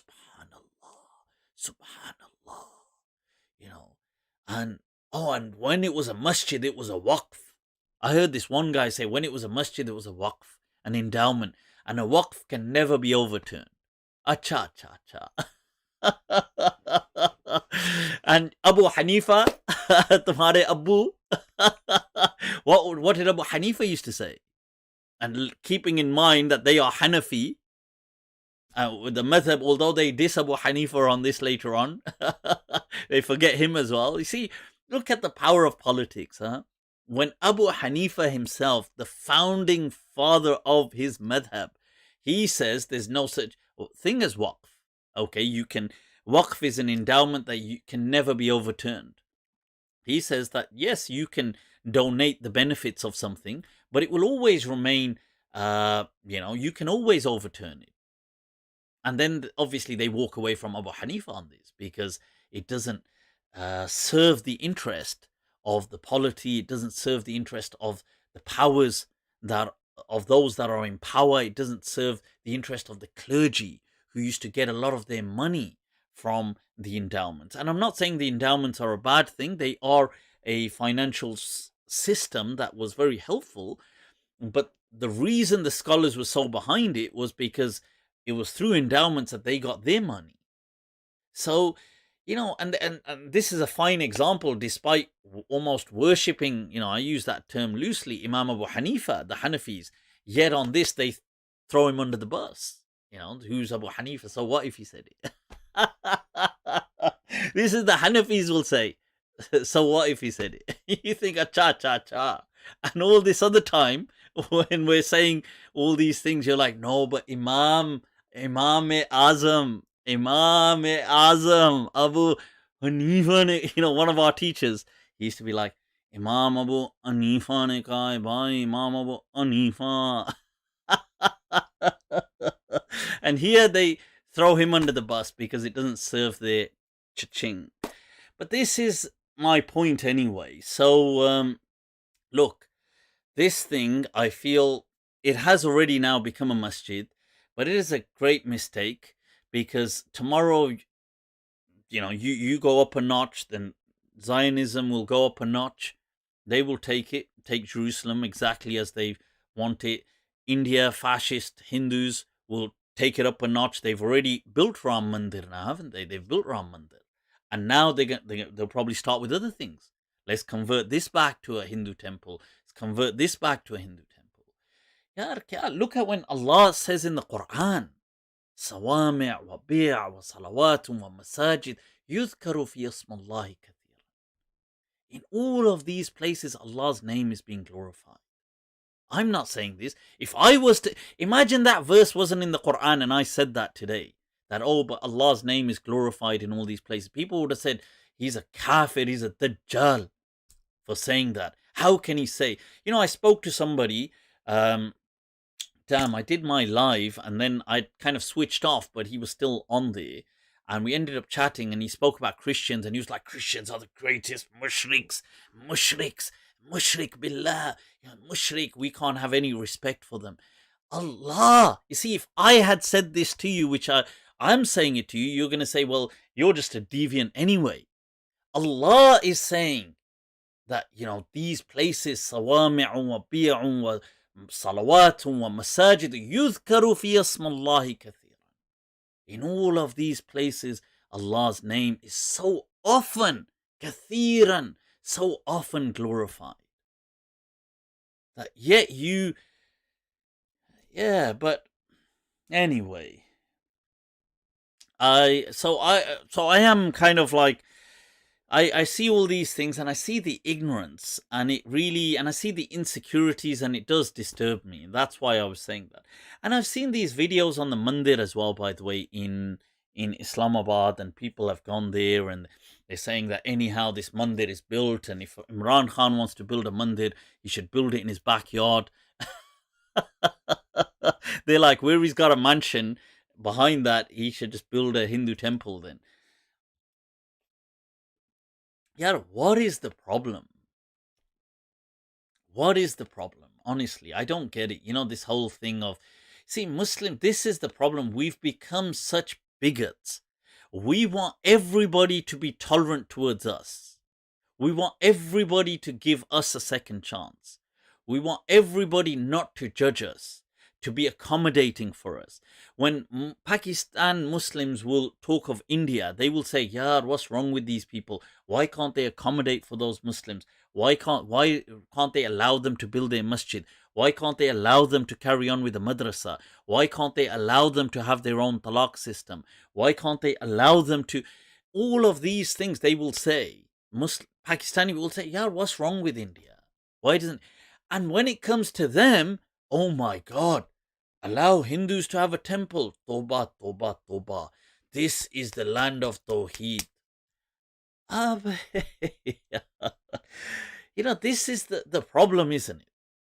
We've become such a bigoted, intolerant people who only know victimhood. We can only cry when we're victims. We're never compassionate towards other people. We're never understanding. We are just always, the world doesn't show us sympathy. The world doesn't show us sympathy. Well, yeah, this is why I do support them building for other cultures in Pakistan. Pakistan is not a khilafah, for God's sake. It's a nation state. It's a state it's a sovereign state that has citizenship. And in the citizenry, you've got all subjects are equal. Muslims are not above non-Muslims in Pakistan. It's like saying in the UK, it's not Christians because it's fundamentally a Christian country above non-Christians. So you can't expect, because there's only a few Hindus, why should they have the right? It's like, why should Muslims in the UK have a right to have a masjid? Well, there's only a tiny percentage. Well, look, it's an egalitarian approach. But yeah, I hope these words, give some meaning to those who wanted me to speak about it. Cool, let's move on, people.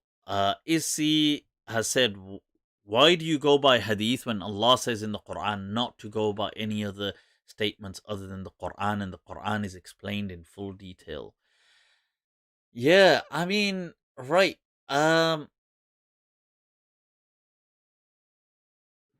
You see, I think it's very evident that some of the hadith and the sunnah are definitely accurate, and it makes absolute sense to me that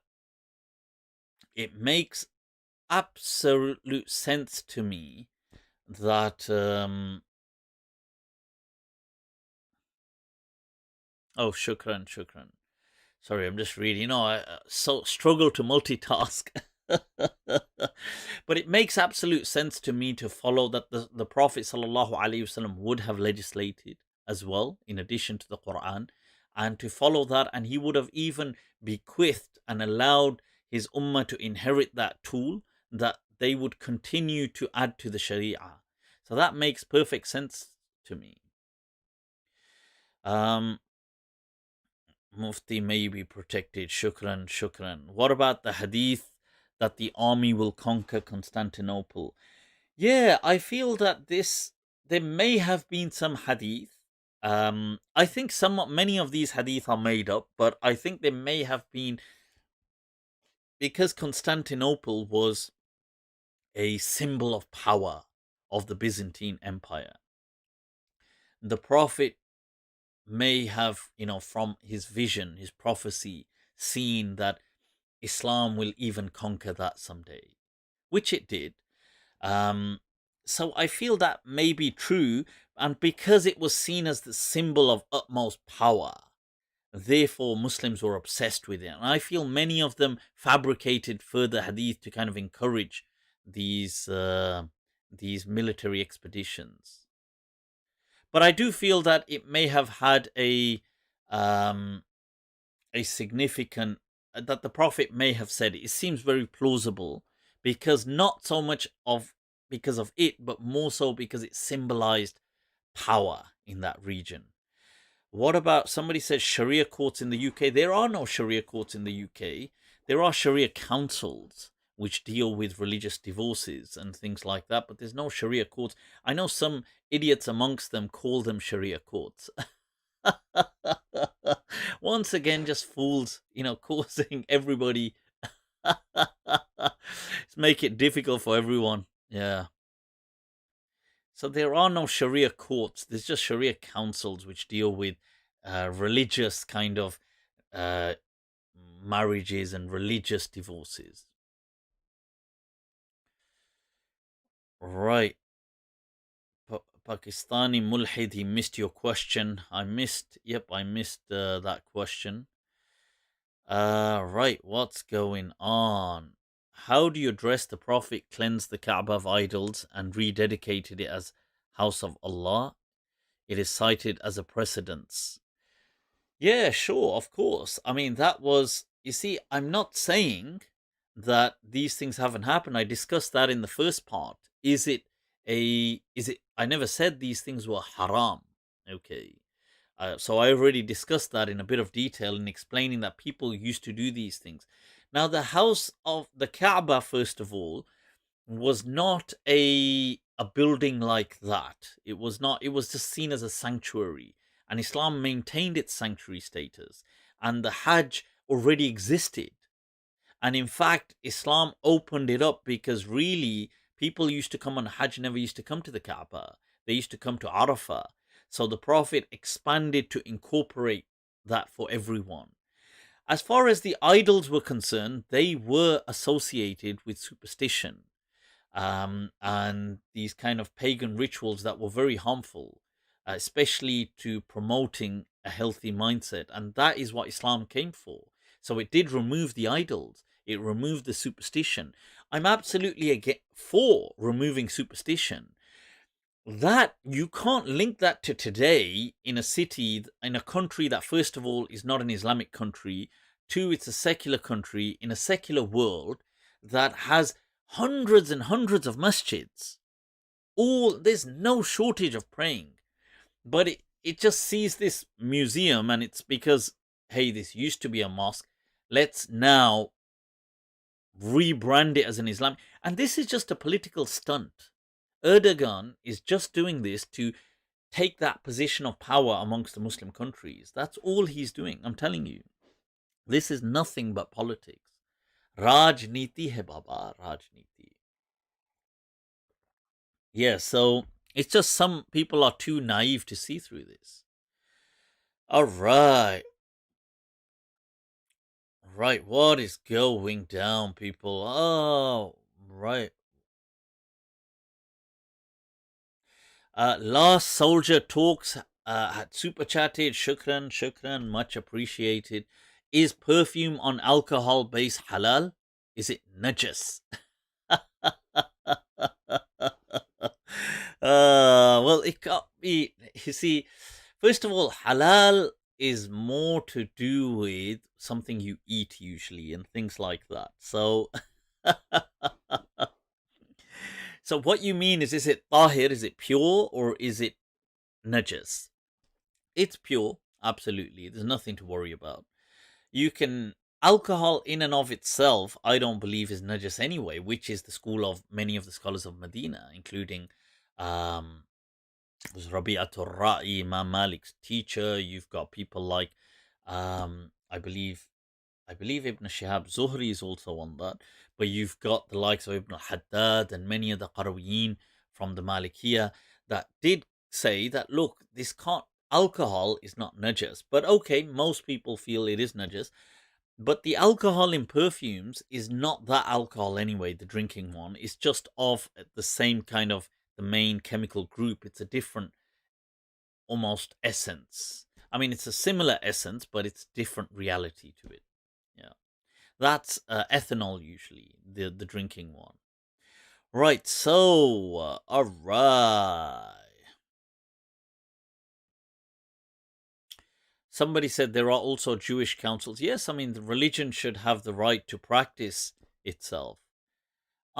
I feel Sharia councils are necessary in the UK because otherwise, where would people go for their talaqs? Where would people go for these things? Well, what do you want them to do? So you, by trying to, it would make matters 100 times worse. Right, crocodile meat. All right, crocodile meat. Crocodile meat is halal in the school of Medina.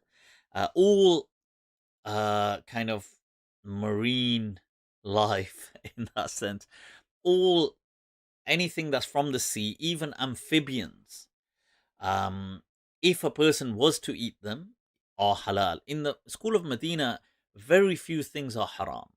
So all birds, all sea animals, all, amphibians, predatory animals, everything, it's all, none of them are haram. The only thing that is haram is pig. And that's the only thing that is categorically haram, just pig meat. Nothing else per se is haram. Then what is haram is something that's been sacrificed for other than sacrificed to a pagan god, or if an animal is already found dead, then that's haram. But otherwise, nothing is haram. Okay, beyond pig. In the school of Medina, if a person was hunting for food, it is only pig. So the school of Medina is actually very accommodating for exotic tastes. Right, so yeah, so I have actually had a crocodile burger. It was, if I recall it, it was quite crunchy actually. It was all right actually. It was better than I thought it would taste. But it was just crunchy. It was a bit like chicken, but just crunchier. Right, love you, Mufti. You're very fair. Shukran, shukran, Akil Khan. Love you too, yaar. Reptiles, yep.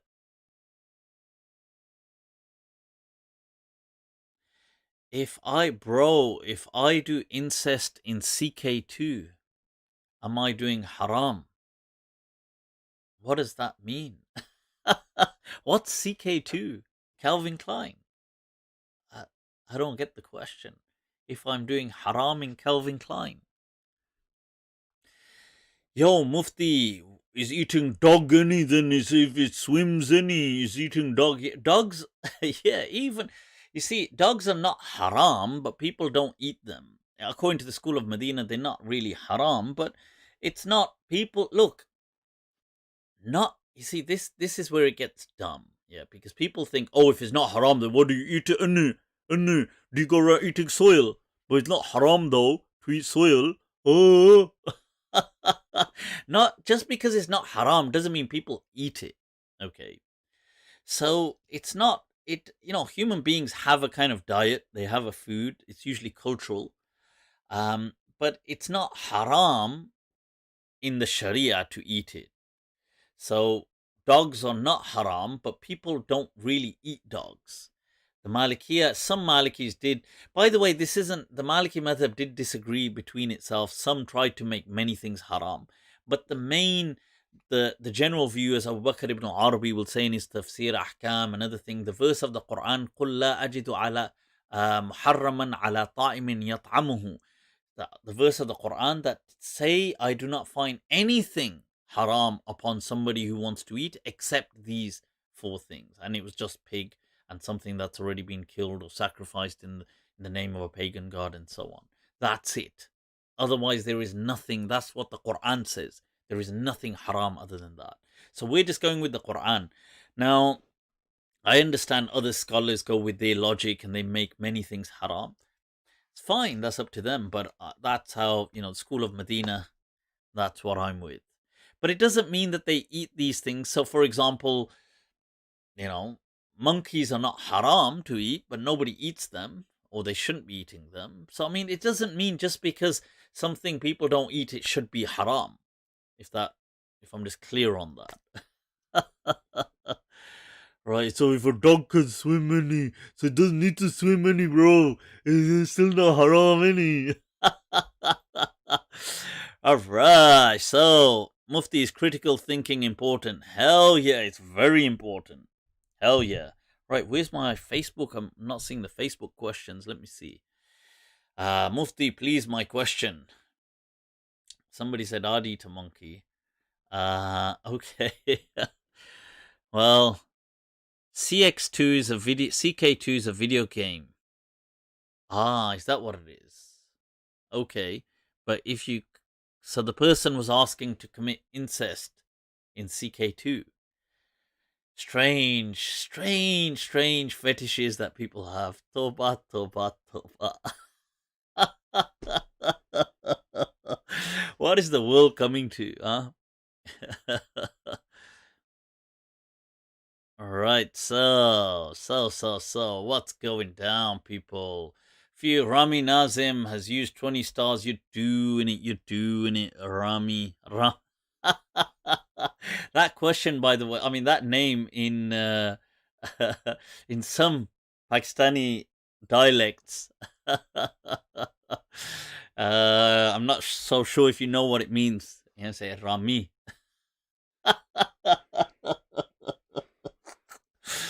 Oh, that's hilarious, that is. But they go, Rami ayawe. Oh, that reminds me, I haven't done any poetry yet. Let me do some poetry.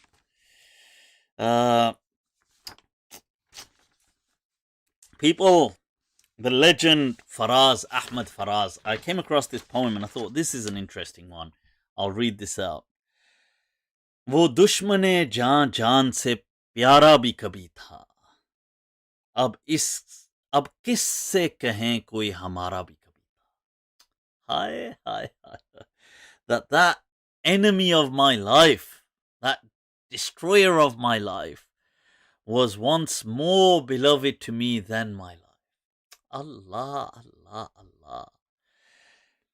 How can we tell somebody today that somebody once upon a time was ours as well? Allah. वो दुश्मने जान जान से प्यारा भी कभी था, अब किससे कहें कोई हमारा भी कभी था. हर दोस्त जहां अब्रे गुरेज़ां की तरह है. That where every friend is like these clouds that just pass, these kind of, there's no stability. ये शहर कभी शहर हमारा भी कभी था. ये शहर कभी शहर हमारा भी कभी था. Right, so let me. अब अगले ज़माने के मिलें लोग तो पूछें. In the future, if those people were to meet us, they would ask us, जो हाल हमारा है, तुम्हारा भी कभी था.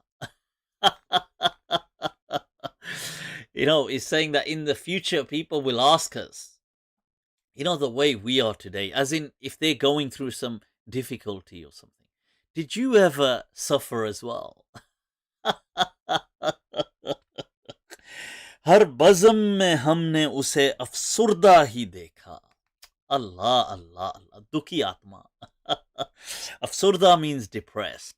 Okay, this afsurdagi means like this kind of heavy-heartedness and depression. हर बज़म में हमने उसे अफसुर्दा ही देखा. कहते हैं फराज अंजमन आरा भी कभी था. He says that even though we find him in every gathering to be depressed, but people say that Faraz once upon a time used to be the life of a party. Allah, Allah, Allah. People, poetry is what does it.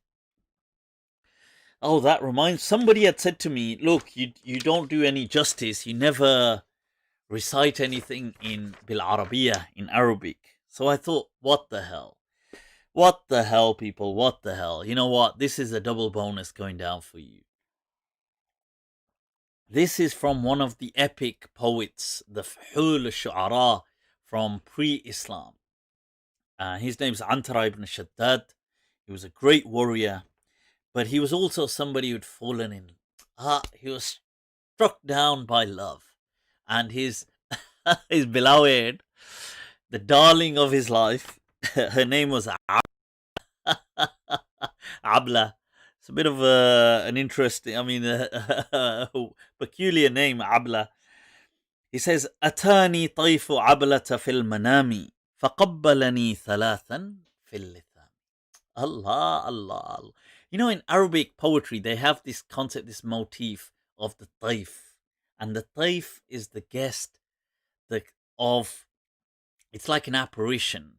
The appearance of a person, usually somebody they love, but like as a kind of like a mirage form, like a vision of that person comes to them at night, maybe walks past or something, but it's not actually them. It's like they kind of visual as a person comes, and they had a term for it. You know, that's the amazing thing. Taif, they used to call it. So he says that the taif of Abla visits me at night. Allah. And kisses me 3 times on my lips. See, the Arabs were like they were just straight out. They were like, and so you can see 3 times is still a sacred ritual. وَوَدَّعَنِي فَأَوْدَعَنِي لَهِيبٌ أُسَتِّرُهُ وَيَشْعَلُ فِي عِظَامِ. Allah, Allah. And then it would see me say farewell to me. And it would leave with me a flame that burns within. Despite no matter how much I would cover it up, this flame within me, this passion, أُسَتِّرُهُ وَيَشْعَلُ فِي عِظَامِ. Yet it would be set ablaze within my bones. Allah, Allah, Allah. وَلَوْلَا أَنِّي أَخْلُو بِنَفْسِي وَأُطْفِئُ بِالدُّمُوعِ جَوَى غَرَامِ. And if it wasn't that I would be left to myself at times, and I would, with my tears, have to put out these flames. Look at this guy, yaar. He says, لَمُتُّ أَسَوْ وَكَمْ أَشْكُو لِأَنِّي أَغَارُ عَلَيْكِ يَا بَدْرَ التَّمَامِ. Allah, Allah, Allah. He says, I'm gonna die of this agony. Look at what Law is doing to him, yaar. This is an epic warrior, by the way. He was a huge, absolutely known as a warrior. He says, because I'm kind of jealous of her, in the sense of people being around her. Ya Badr al-Tamam. You know, this. He's calling her the whole perfect moon. Allah, Allah. Ayabnata Malikin kayfa tasalli. وعهد هواك من عهد الفطام. He says, you tell me, how can I get over this? And I've loved you since childhood. Allah, Allah, Allah.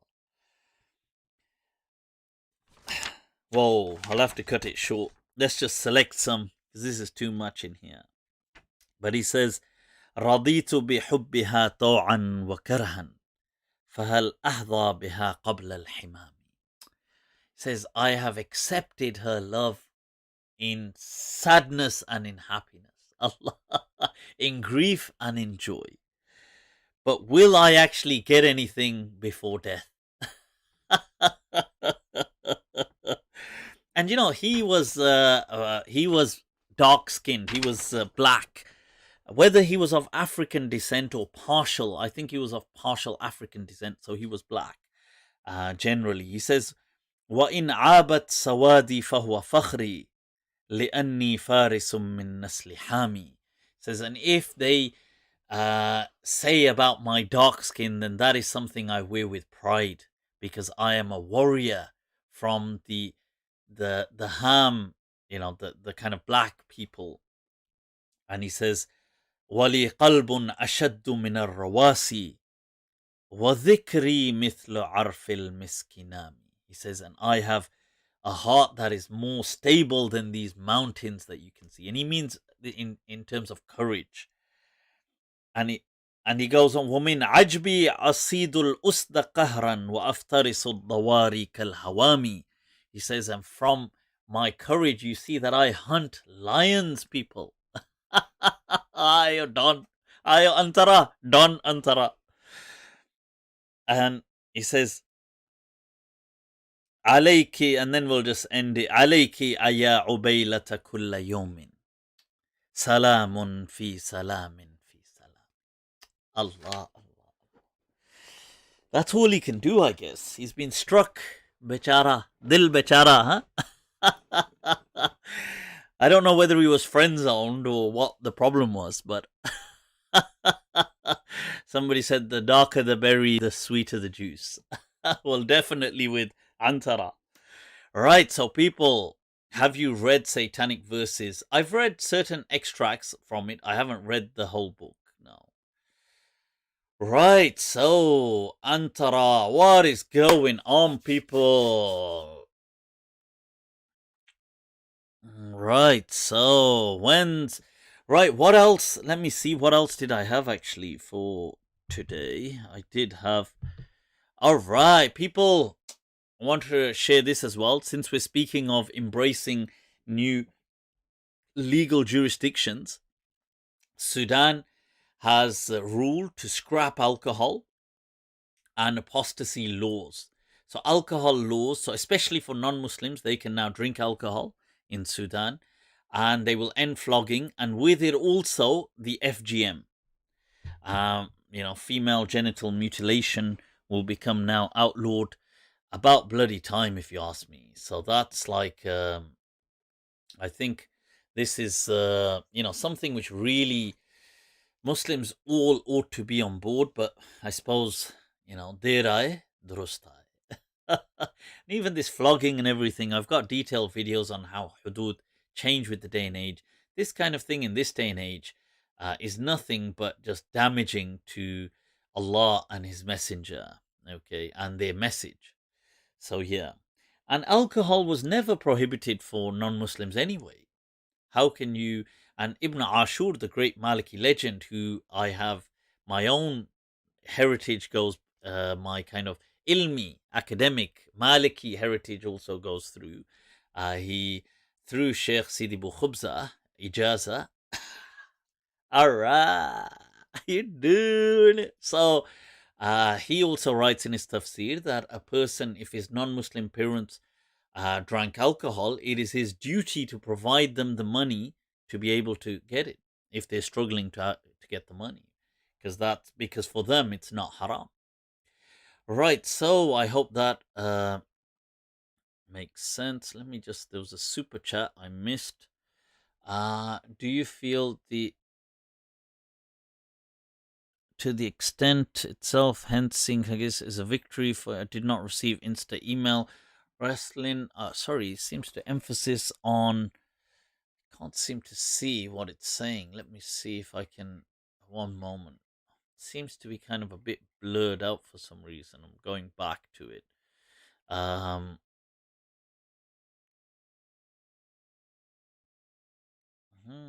That's. I can't seem to. I've got to get right close. Oh, giving up sleep. What? Emphasis on giving up sleep, prayers, and ending. So, right. So, yeah, but I've covered this whole Hagia Sophia thing in much detail.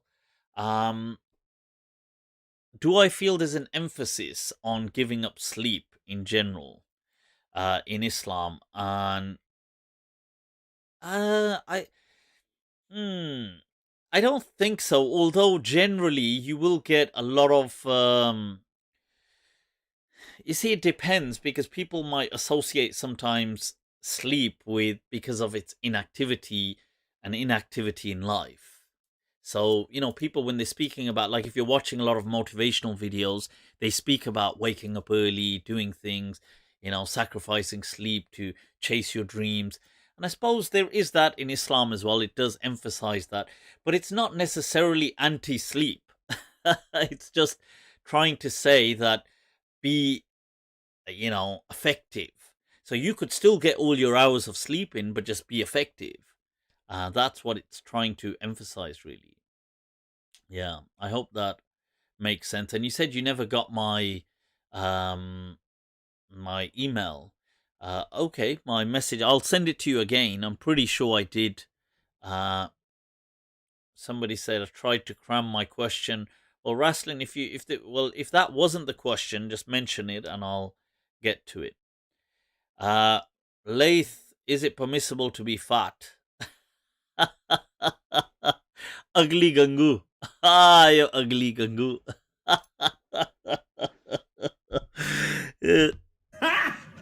Got him! Got him!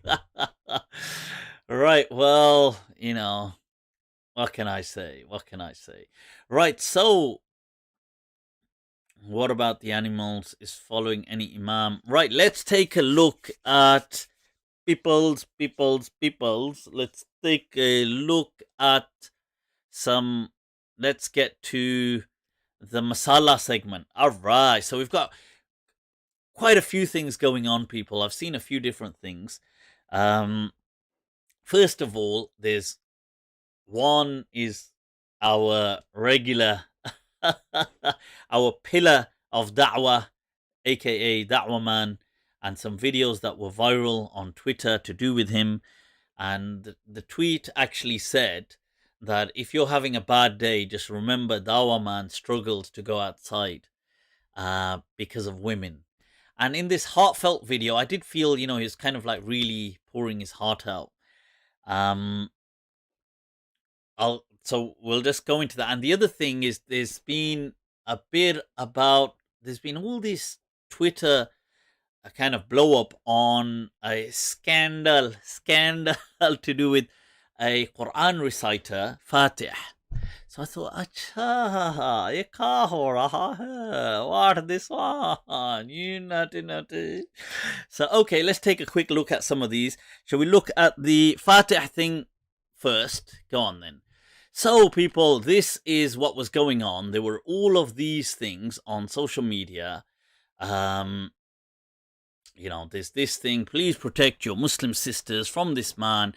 Apparently, they were saying, look, the problem is, though, how do we know whether, it's because people do. There was this one, hello, I'm from the ISB community. Fatih was a young boy, young adult. I think a lot of these were from many years ago. So they seem to be going back, I think, even up to 8 years ago, some of them. He was rumored to do things in the closet. I don't know what the closet thing is all about, but so it mentions, so some people obviously jumping to defend Fatih, speaking from Sultan Fatih, who we've come to Fatih here, who's also on a liberation campaign. He's also, in liberation Arabic, they call it Fatah, opening. He's also opening, but he's opening. These ones are other openings, this one. The opening, there's one opening, they say Fatah, where you conquer but it means Fatah means to open, but a city like Istanbul and the Hagia Sophia. And then here, this Fatih, from Fatih to Fatih, and all the Fatah in between. So if we go back, so somebody's saying, what is the hukam? There's a great wisdom in why 2 women witnesses can be one. Any.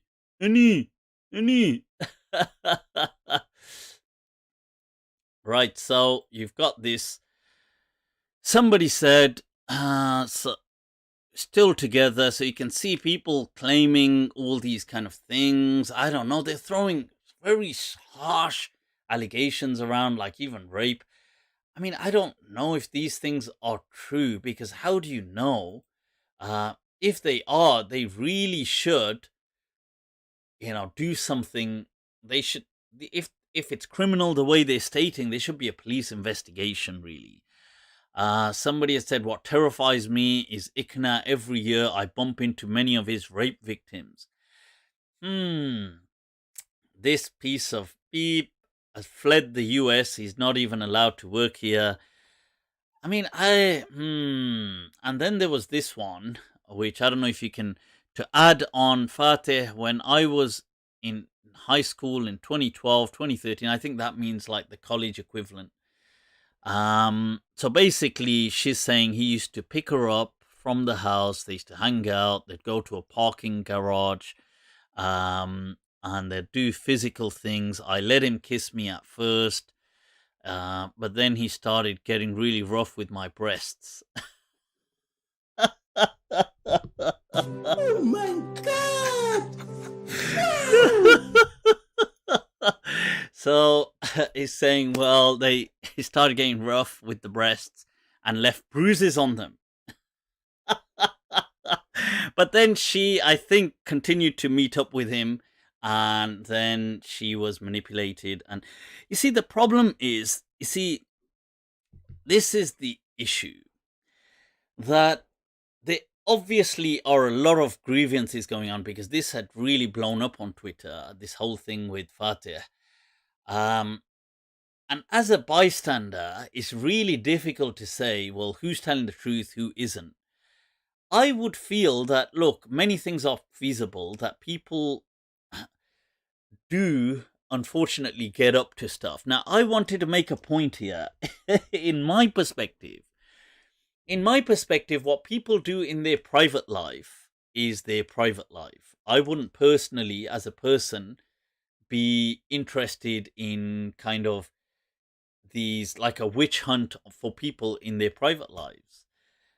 Because that is exactly what it is. It's a private life. So if a person, even if he was having, let's say he was meeting these girls and they're doing things, to me, that if it's two consensual, consenting adults doing something, whether it's right or wrong from an Islamic perspective, but it's nobody's business from that angle.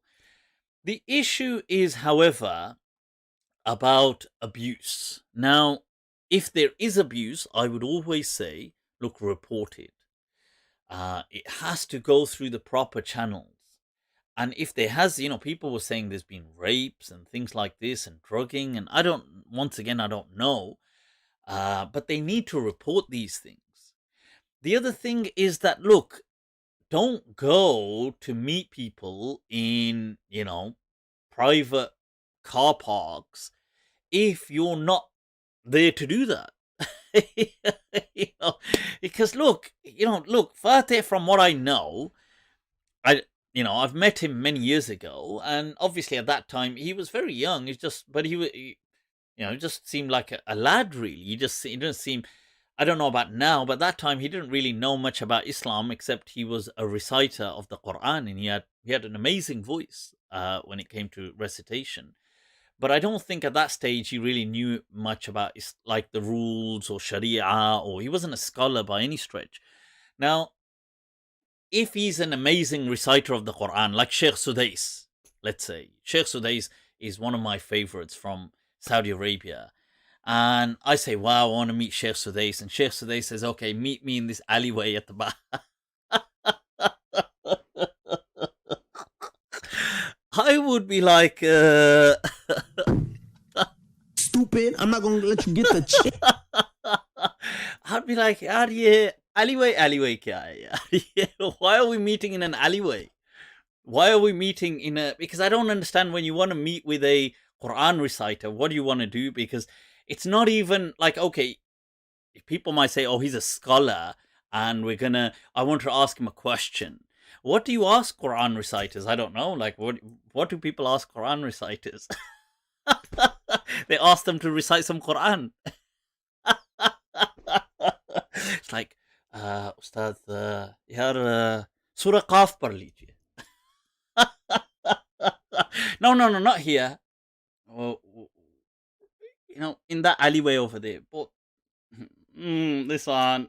I mean, so I would say that. And the other thing, look, what I want to say as well here is, look, these people as well, I do have an issue with imams and these people using that card to kind of gain entry. Because what we've got a community, unfortunately. And I say to people, look, religious communities, these kind of religious people are the worst people, honestly. I find them the most toxic communities.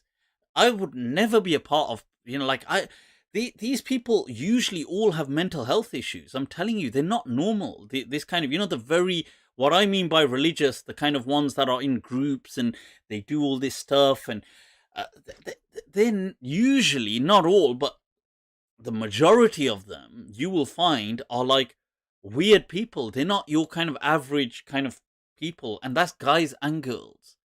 They're like obsessive, OCD kind of type, autistic type. They're like strange. And this is not against autistic people, but as though they're autistic because of, unfortunately, their religion, which really is, Islam is never meant to do something like Islam is meant to make your life more easy and comfortable. But yeah, so what happens is a lot of these women sometimes, or not women, these girls, they sometimes have this vision that, oh, mashallah, I'm gonna marry some guys and he's so Islamic, and mashallah, we're gonna wake up and read the Tahajjud together, mashallah, and we're gonna be we're gonna be doing Umrah together, mashallah, and he's gonna be taking my kids to the masjid, mashallah, and it's all gonna be all nur and barakatim minas samawati wal ard, and subhanallah, from here Surah Al-Baqarah is being recited, and from there Surah Al-An'am, and mashallah, I wake up and it's wadduha, and I go to sleep and it's wal-layli, wow. Oh my God! No! It's amazing, mashallah. Saleh. You need to wake up. That never happens, okay? And these guys, these imams, and these people are as Turkey and as, sexually obsessed as every other kind of guy out there that you are trying to avoid, for example. And in many cases, some of these people are worse. And they know sometimes that girls have these weird religious fantasies of like, oh, so they then play on that to say, well, like they pretend that they might be like a relationship. And, oh yeah, and they sell them that dream. And because they know that women are like, some of those girls are like, oh my God, that dream, I want to be, oh my God, on my honeymoon, I want to be in Mecca. That is the most stupid thing, personally, to me, that I've ever heard. That Stupid. I'm not going to... Why on earth would you want to be on a honeymoon in Mecca? That's like almost borderline blasphemous to me. But anyway, so it's like, oh yeah, oh, we're going to get married. Oh yeah, the honeymoon. So, it's going to be, let's say, moments of passion and like, unbridled sex and all this kind of stuff. So where should we do it? I know. Yaar, Makkah, yaar. Let's go to Makkah and then do all this there. Acha, acha, acha. Shabash. Dajjal with a small d. Or we can say mini Dajjals, no problem. But there is one Dajjal with a big D. Ya Sheikh Yasser Qadi with the big D. So this is the issue, yes. So I would say that these imams play on this as well. And then they sometimes lure in certain people. So look, you have to beware of these people if they start playing that card. Okay, if they start trying to say, oh, you know, we could do the Hajj together, we could do this together. And the girls that have these visions as well, they need to kind of be, they need to wake up out of this, oh, we're going to read the Hajj together, wake up for God's sake. If you want to read the Hajj, read it. You know, you don't need to fantasize this whole thing. So this is, unfortunately, these are just problems that are there in our Muslim communities. So I do hope, if there are criminal issues, always report them, okay? But at the same time, don't have these fantasies, and these imams who are selling these fantasies because they know there's a clientele, there's puntership for it, they are, as far as I'm concerned, absolutely despicable, because they are giving Islam a bad name. See, to me, it's not their personal lives. Like, they may just have, so for example, he may have just known a girl, not because he's not selling her a dream and she's not buying a dream, she just knew him and she may have been his girlfriend. To me, that's their personal life. That's nobody's business. Whether it's right or wrong Islamically is up to them. But this, using Islam, this is the problem. Okay, so yeah. Okay, that takes us on quickly. We've got to wrap this up to this clip, people. I'd come across this. So I was at home. Okay, just before I came here.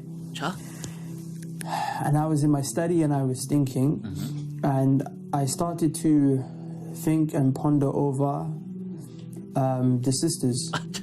As you do, as one does. Particularly thinking about the sisters who are not practicing. I was particularly thinking about the sisters who don't pray.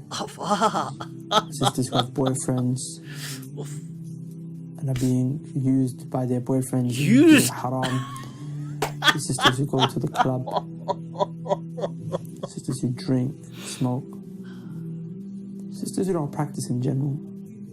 And it made me quite emotional. The reason it did was because you're my sisters. And I care for you.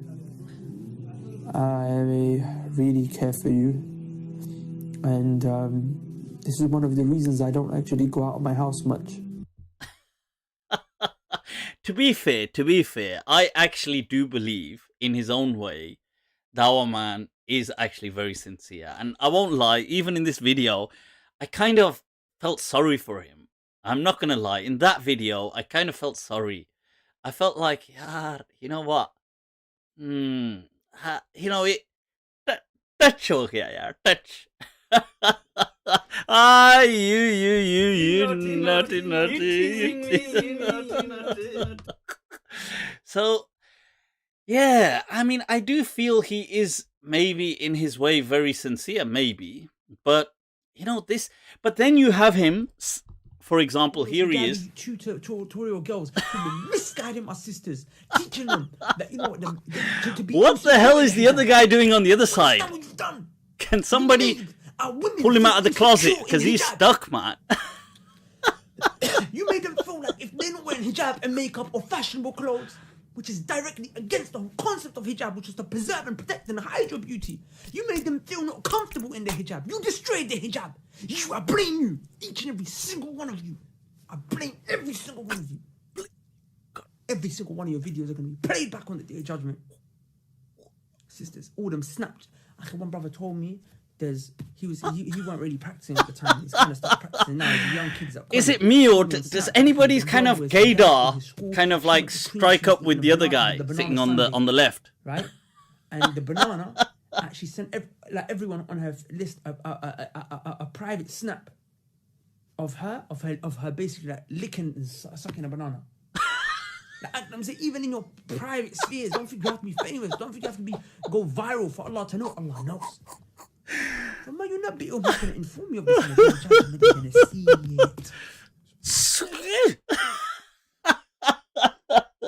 it. These hell dwellers, bloody, eating a banana. God damn it!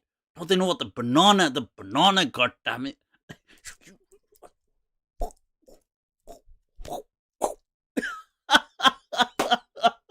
What was with all the hand chops?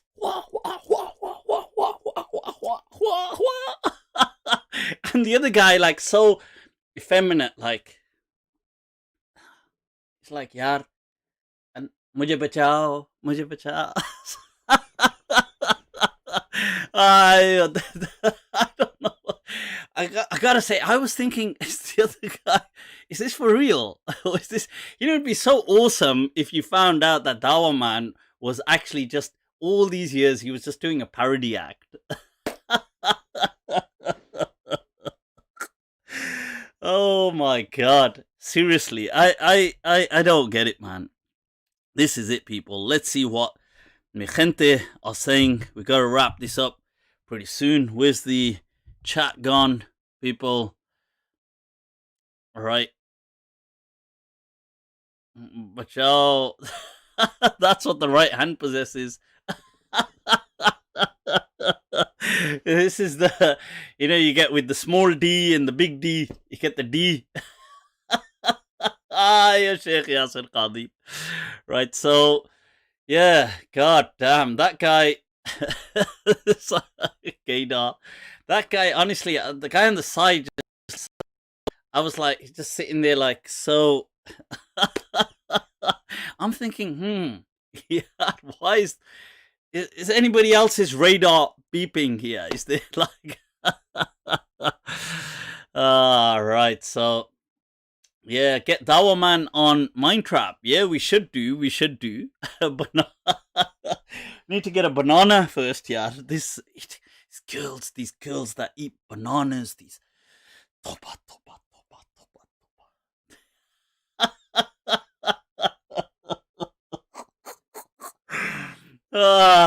That is crazy though, isn't it? Guys, you know what? Let's wrap this up. It's been awesome as always. Listen, if you haven't, if you've just checked out my session today, then where have you been all your life? Why? Then your whole life has been leading up to this moment. Do subscribe, people, to all my, let me bring them up, right, to all my channels, YouTube, Facebook, Insta. You can message me on Insta. I'm usually quite responsive there. If there's any issues, let me know. YouTube, click the notifications bell. I'm releasing new videos every day, by the way. So you can look out for them. Right, and Mind Trap. Yep, we should have some interesting Mind Traps this coming week. People, Mohammed, you're doing it. Want to talk about, oh, that's done. Are you showing the signs of the Illuminati? We are. Zeba, love you, Mufti. Mwah, Gio. I love you all as well. Right, so guys, take very good care of yourselves. Till next time, inshallah. Ijazat, wassalamu alaikum wa rahmatullahi ta'ala wa barakatuh, people. Stay laughing, stay awesome, stay blessed, man. This is my exit page coming up.